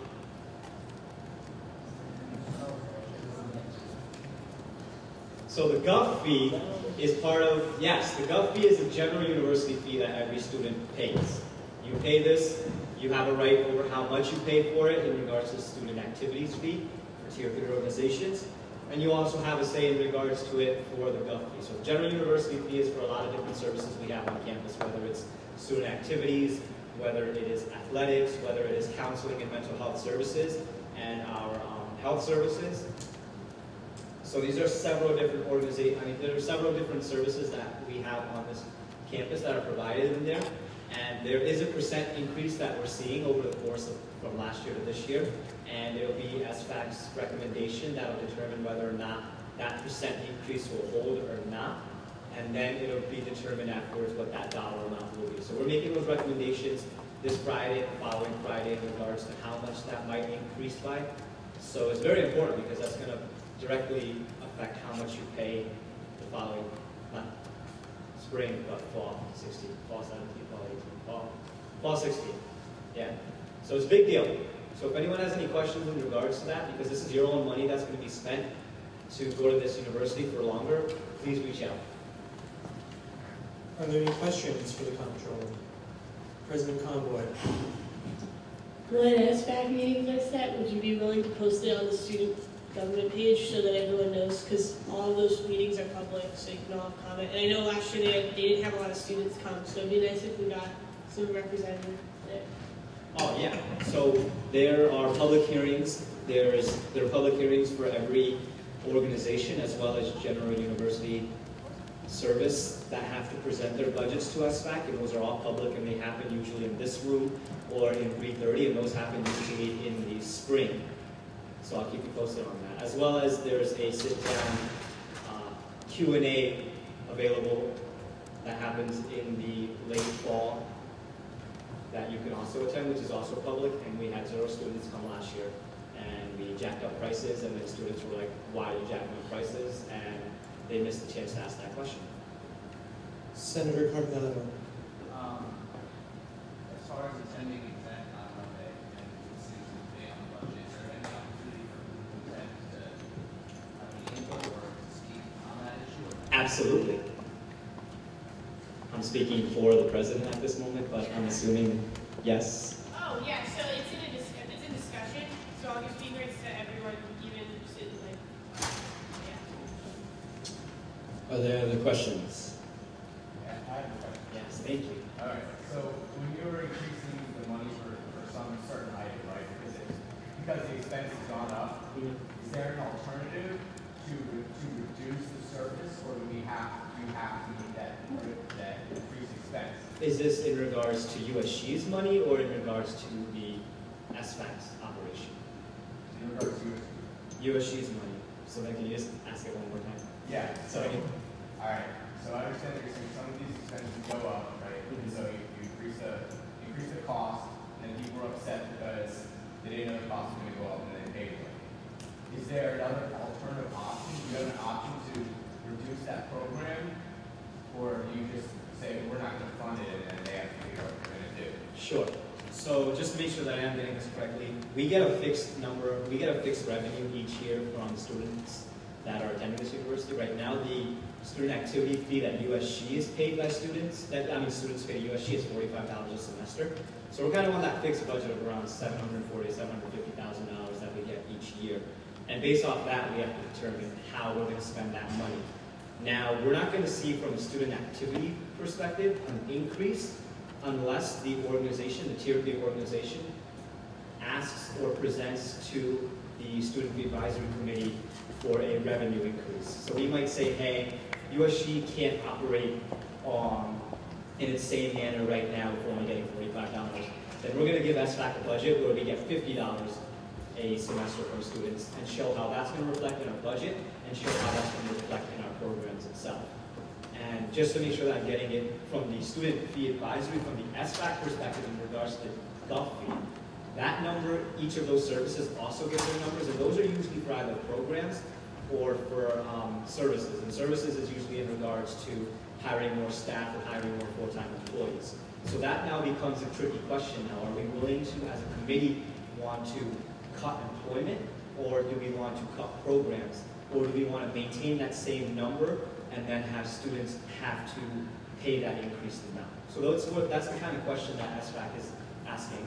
And then from the USG perspective is whether or not we're comfortable with operating at the same levels, or do we need more revenue to do so? Are there any other questions? Thank you, Comptroller Rana. We'll now move into the report of the Chief Justice. Chief Justice Whip.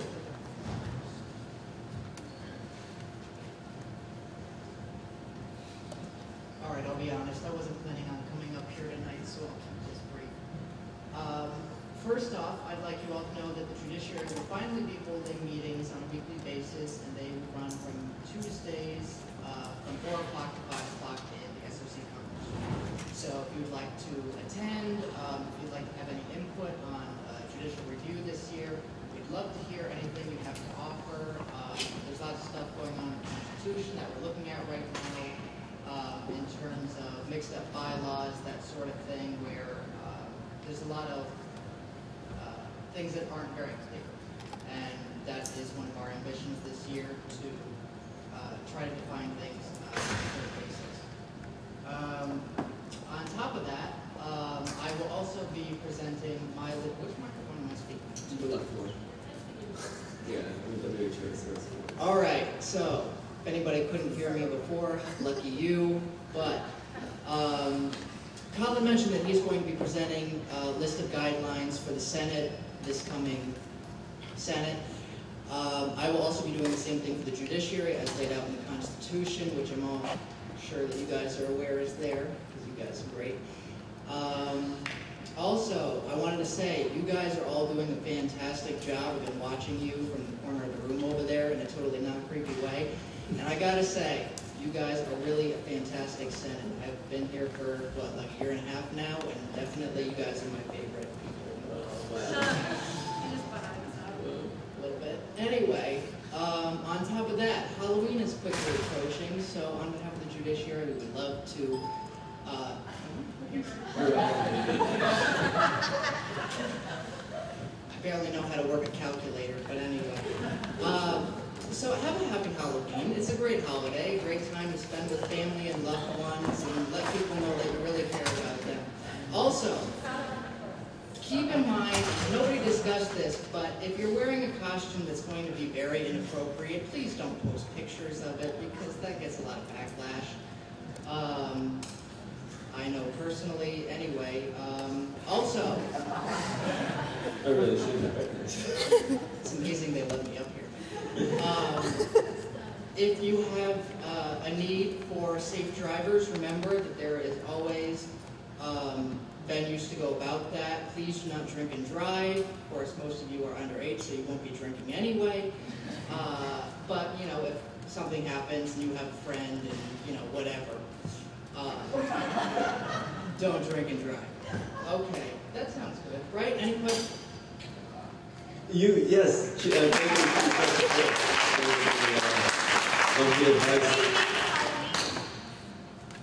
I won't be posting pictures this year.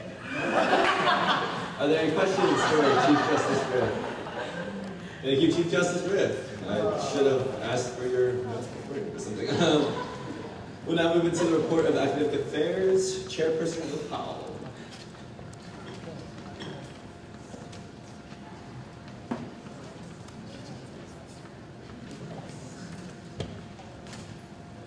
Thanks for the sage advice, Tyler. You're like the father I never had. I wish I had. I got too real. Sorry, Pops. A couple of members of ACT Affairs are serving on University Senate committees, and I believe those have started meetings, so I'm looking forward to getting updates from them on where ACT Affairs can get involved in those initiatives. Vice Chair Morrison has been in contact with Dr. Katrina Higgins on our advising initiatives, so more to follow on that. The bulk of our meeting tomorrow will be discussing our town hall trip planning, kind of that tell ACT Affairs what's up kind of deal. So we'll be planning survey questions tomorrow, and this is a good outreach opportunity. And lastly, Vice Chair Lavoie and I will be meeting with Dr. Sally Reese tomorrow, who's the Vice Provost for Academic Affairs on campus. Hopefully we can set up some kind of internal agenda for this year with the Provost office, depending on what initiatives they're willing to get student involvement on. So more to come on that. And sorry for being so brief, but there are like 5 more of these to get through, so thank you. Any questions for Chairperson Powell before he runs away? Thank you. Seeing none, we'll move into the report of external affairs. Chairperson Byrd.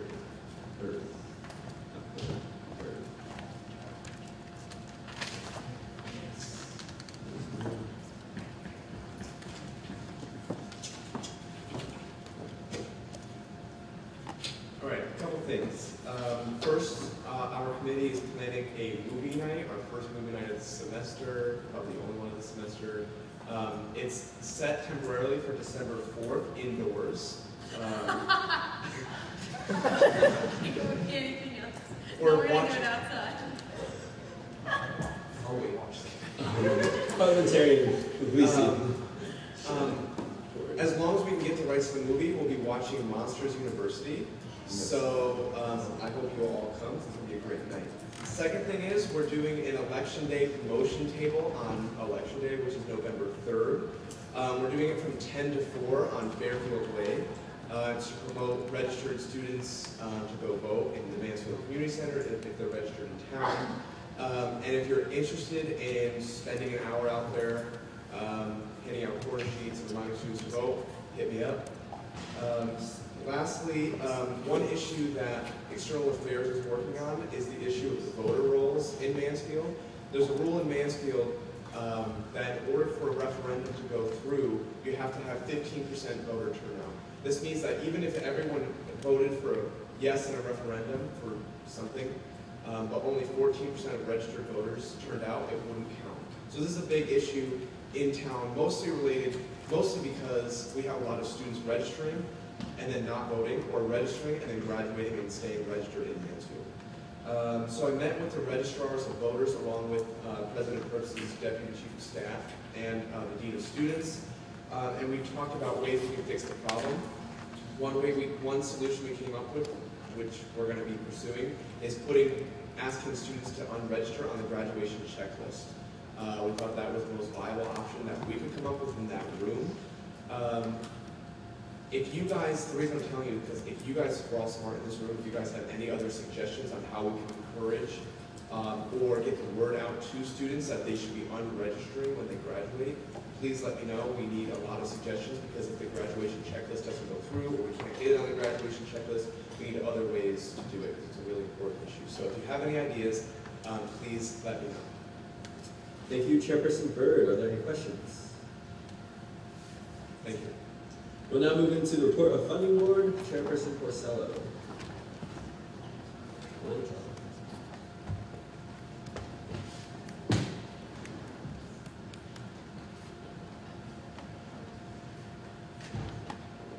I'd like to nominate two people to the Funding Board. Alani Angarelli and Donnie Ivanov. Will the nominees please stand? Do the nominees accept their positions? Yes. Are there any questions for the nominees? Any debate? Move it to a vote to approve Donnie and Avani. Sorry, I didn't use her. Senator Gangavelli and Ivanov. To Funding Board, please signify by saying aye. Aye. All those opposed? Any abstentions? And approved. Congratulations, man. That's it for me. Questions? How many voting members I think we're up to like 16. It's a lot. They all did the application. They're all pretty qualified. Are there any other questions in regards to their qualifications?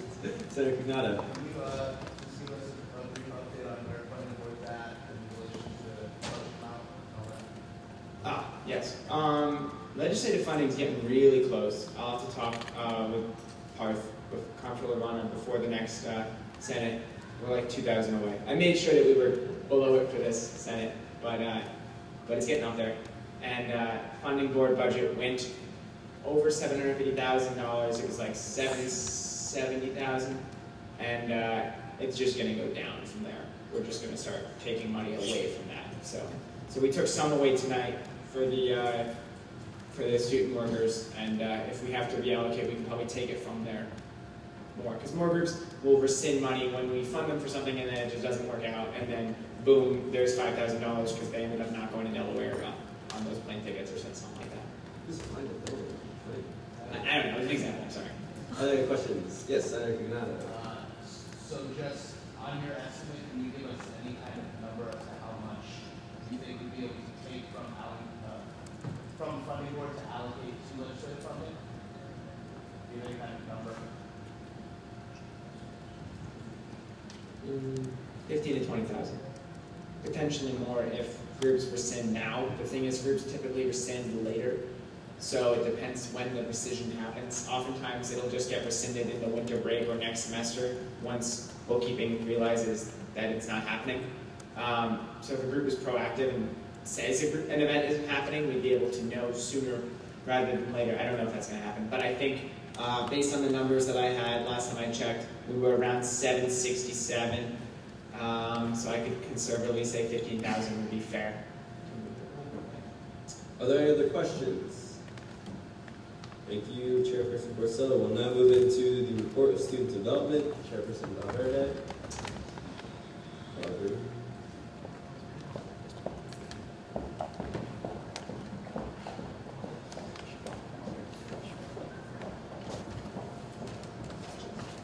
Hi, everybody.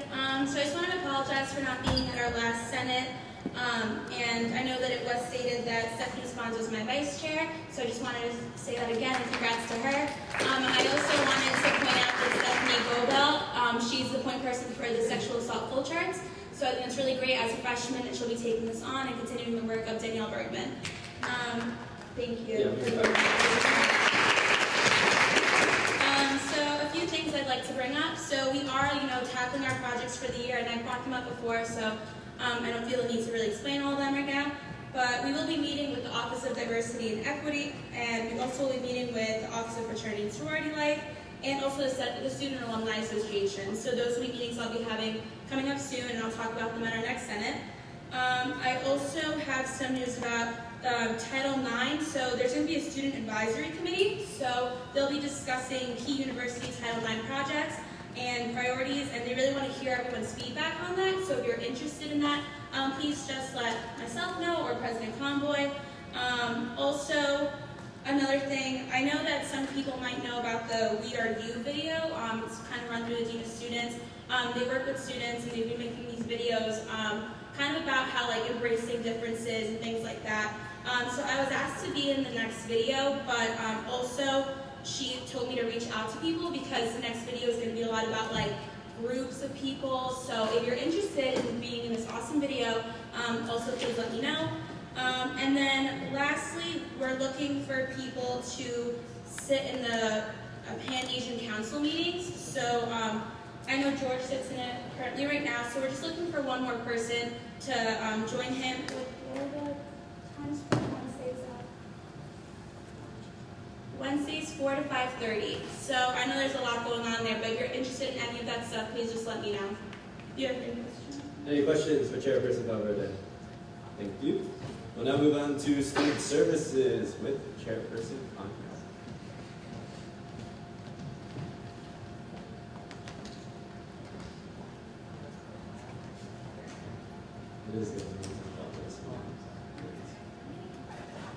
Hi everyone, I just want to give a quick update on what we're doing in student services. So we have an update on the AZ policy we've been working on. We're working with, we're going to start to work with student activities and Res Life to institute a lottery. So that way students can be put in a lottery if they want to have an AC unit be put in their room in the way that we previously talked about, because currently you can't, our res halls can't support the option of everyone having it, so we're going to do it kind of like basketball. To kind of remedy the solution in the temporary time frame, every single study hall in a dorm room, in a dorm on campus by spring semester will have an AC unit in it. So that way students will have the option of going there to cool off when it starts to get hot during finals, which is awesome. And to promote that, we are going to do a water bottle giveaway. My Vice Chair Sarah Curtis is starting to work on that. Dining services, we're continuing to work on our initiatives with that. Let me know if you have any ideas for that, if you want to join in on that. The only other thing that's super important, it's two things that I thought that everyone should know, is that we're working with the registrar, considering we're also having problems with room reservations. Hamza is my point person on that. We're working on fixing the issues where students are being put in rooms that they do not feel support them to the best of their abilities to function as a group. Also with the placement of campus. We're going to be meeting with the registrar hopefully in the next few weeks on that. And we are also voting on creating a sustainability subcommittee in student services to foster our partnership with eCoalition. this week after we talked about it last week. If you have any more questions on that, I know it's kind of like a weird thing to kind of bring up in the middle of my report. Let me know if you want to talk to me about that at all. Yes, Chairperson Purcell. Did you say lottery for the ACs? Yes. Why? Currently, our dorm buildings are too old to handle the option of every single dorm having an AC unit in it. So basically what is happening, I'm not going to use any technical terms, so please excuse me. Every 2 rooms is kind of like on a, I'm just going to say a generator, even though that's not the right word, a breaker. So that breaker cannot handle all of the equipment that's currently plugged in for 2 rooms, plus the additional 2 AC units. So if anything, it would be able to handle 1. So that's why we're, instead of like, to make it fair, it's going to be a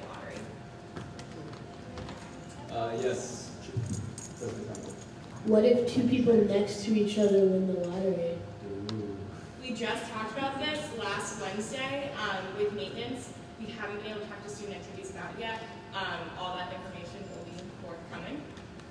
Senator Surwitz? I have one question and then a follow-up. Where does the funding come from for the AC units? So what's going to be happening is they're privately owned AC units. So the students will be responsible for bringing those AC units in themselves. Okay. I already asked. Oh, you don't need to? No.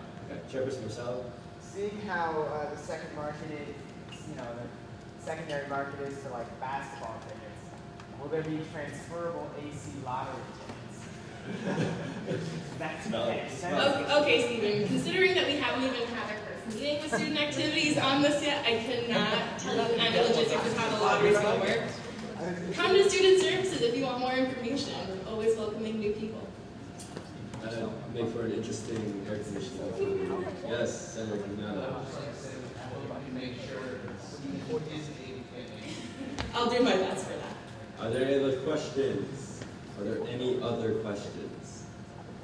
All right, thank you, Chairperson Conrad. We'll now move into discussion. Would anyone like to be recognized for discussion? Yes, Senator Canada.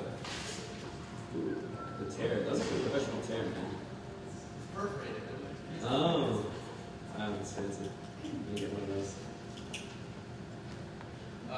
So I've got to say this before, but yeah, if anybody wants to meet with me about proposed election policy, get any more information, or talk about any ideas they have, the best way to present those in caucus, just send me an email. We can set that up whether through my email or through eoc@usg.uconn.edu. I just wanted to bring up something I kind of had been talking to Chief Justice Riff about, and it kind of jogged my memory a little bit when Speaker Ng brought up that we had 3 resignations that became official this week. So we had 11 spots go uncontested, or not uncontested, but no one ran for 11 seats in our fall elections, and now to have 3 more senators drop out is kind of, I think that's almost a third. We're missing almost a third of our possible ranks in the Senate, which I think we got a great group, but I think we can always be looking to do more. I brought up the idea to Chief Justice Riff of having some form of special elections, possibly in the week before finals, first week of December or the week before that. Whether that would be a strictly write-in election or something for residential seats, because we have a whole semester next semester where we'd be sticking with these same numbers, and none of the elections we have in the spring, none of those positions, none of those elected candidates take office until really the last Senate, which is pretty much for over the summer and the fall. So if anyone is interested in that idea or would like to see special elections happen, that's kind of something that we want to gauge amongst the current membership before we move forward with any ideas for that. So that's something I just wanted to bring up for everyone to consider for next caucus. It also kind of affects whether we are outreach for people to join versus getting people more informed about USG. So that's something to think about in terms of what our priorities are, whether we want a more full Senate or want to work with what we have now on outreach efforts and stuff like that. But something to think about for next week, and if there's time, maybe we'll have a discussion on that then. Yes, Deputy Speaker White. What is Greece doing to schedule the elections Well, there's not really any tentative plan as to when to schedule them. That was kind of an option that was thrown around because If we were to have special elections, it would be so that we could have a more full Senate body going into the spring semester. And just in terms of logistics, we wouldn't be able to have them, next week or the week after. So that's sort of something to do to make sure that if we do have special elections this semester and people are elected, that they can start and be ready to go by the start of the spring semester, so they can be involved in the spring budget approval process and other stuff that happens in the spring, as opposed to getting acclimated through that semester. Thank you, Senator Kungada. Would anyone else like to be recognized? Yes, Senator Mayan.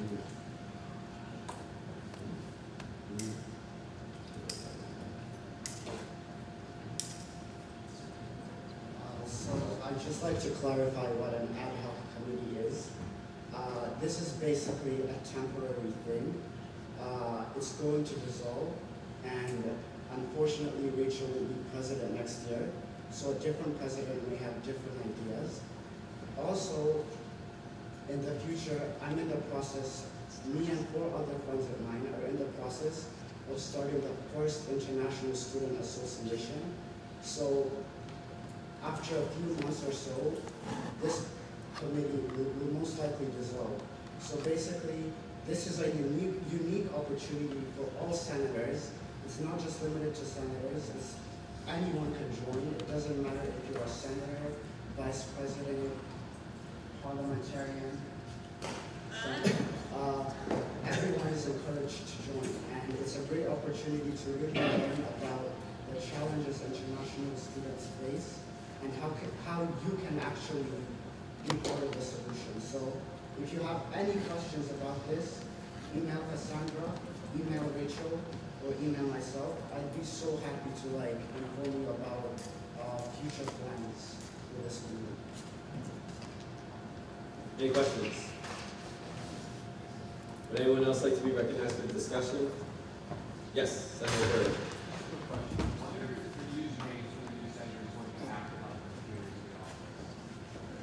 That's soon. It's during SAIT though, so they're working on it. I know the ticket was put in. We can check up on that tomorrow. We'll call SAIT. I get a little email whenever there's a ticket, so I know it's in. If you do need access though, and you need there is a login you can use to get out temporarily, but eventually you'll have you'll have your own login and folder to save things. So good question though. great question, Senator. Anyone else for discussion? Seeing none, we'll move into announcements. Would anyone like to be recognized for announcements? Senator Sponza.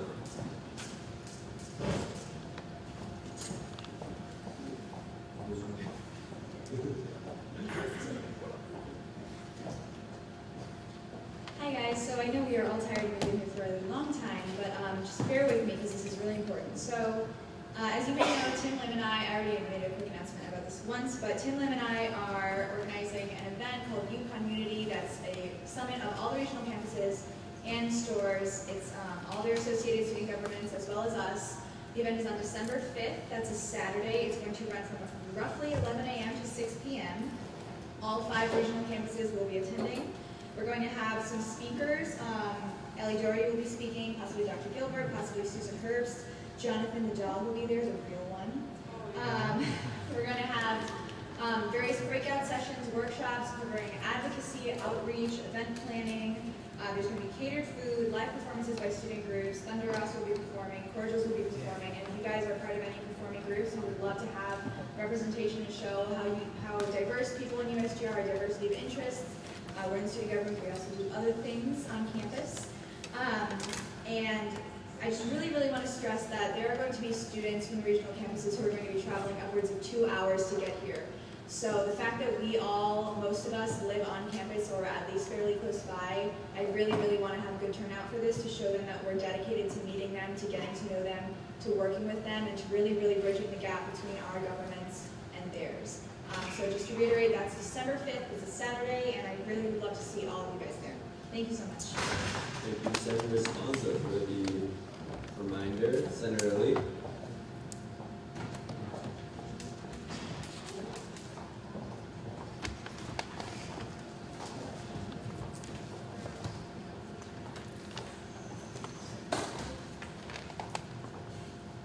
Hey guys, so the Women's Center is going to be social media campaign towards like ally work in the gender inclusive fight for racial justice. So we're going to be having discussions about what we can do as students, as student leaders on campus toward advancing this fight with Black Lives Matter, to say her name, and different coalitions like that. If you're interested, you can talk to either Bennett or I, and we can give more information. Thank you, Senator Lee. Would anyone else like to be recognized for announcements? Seeing none, we will adjourn at 8:37. Good job today, guys. Also, Senators Michael, Murray, and Sullivan, please come up here.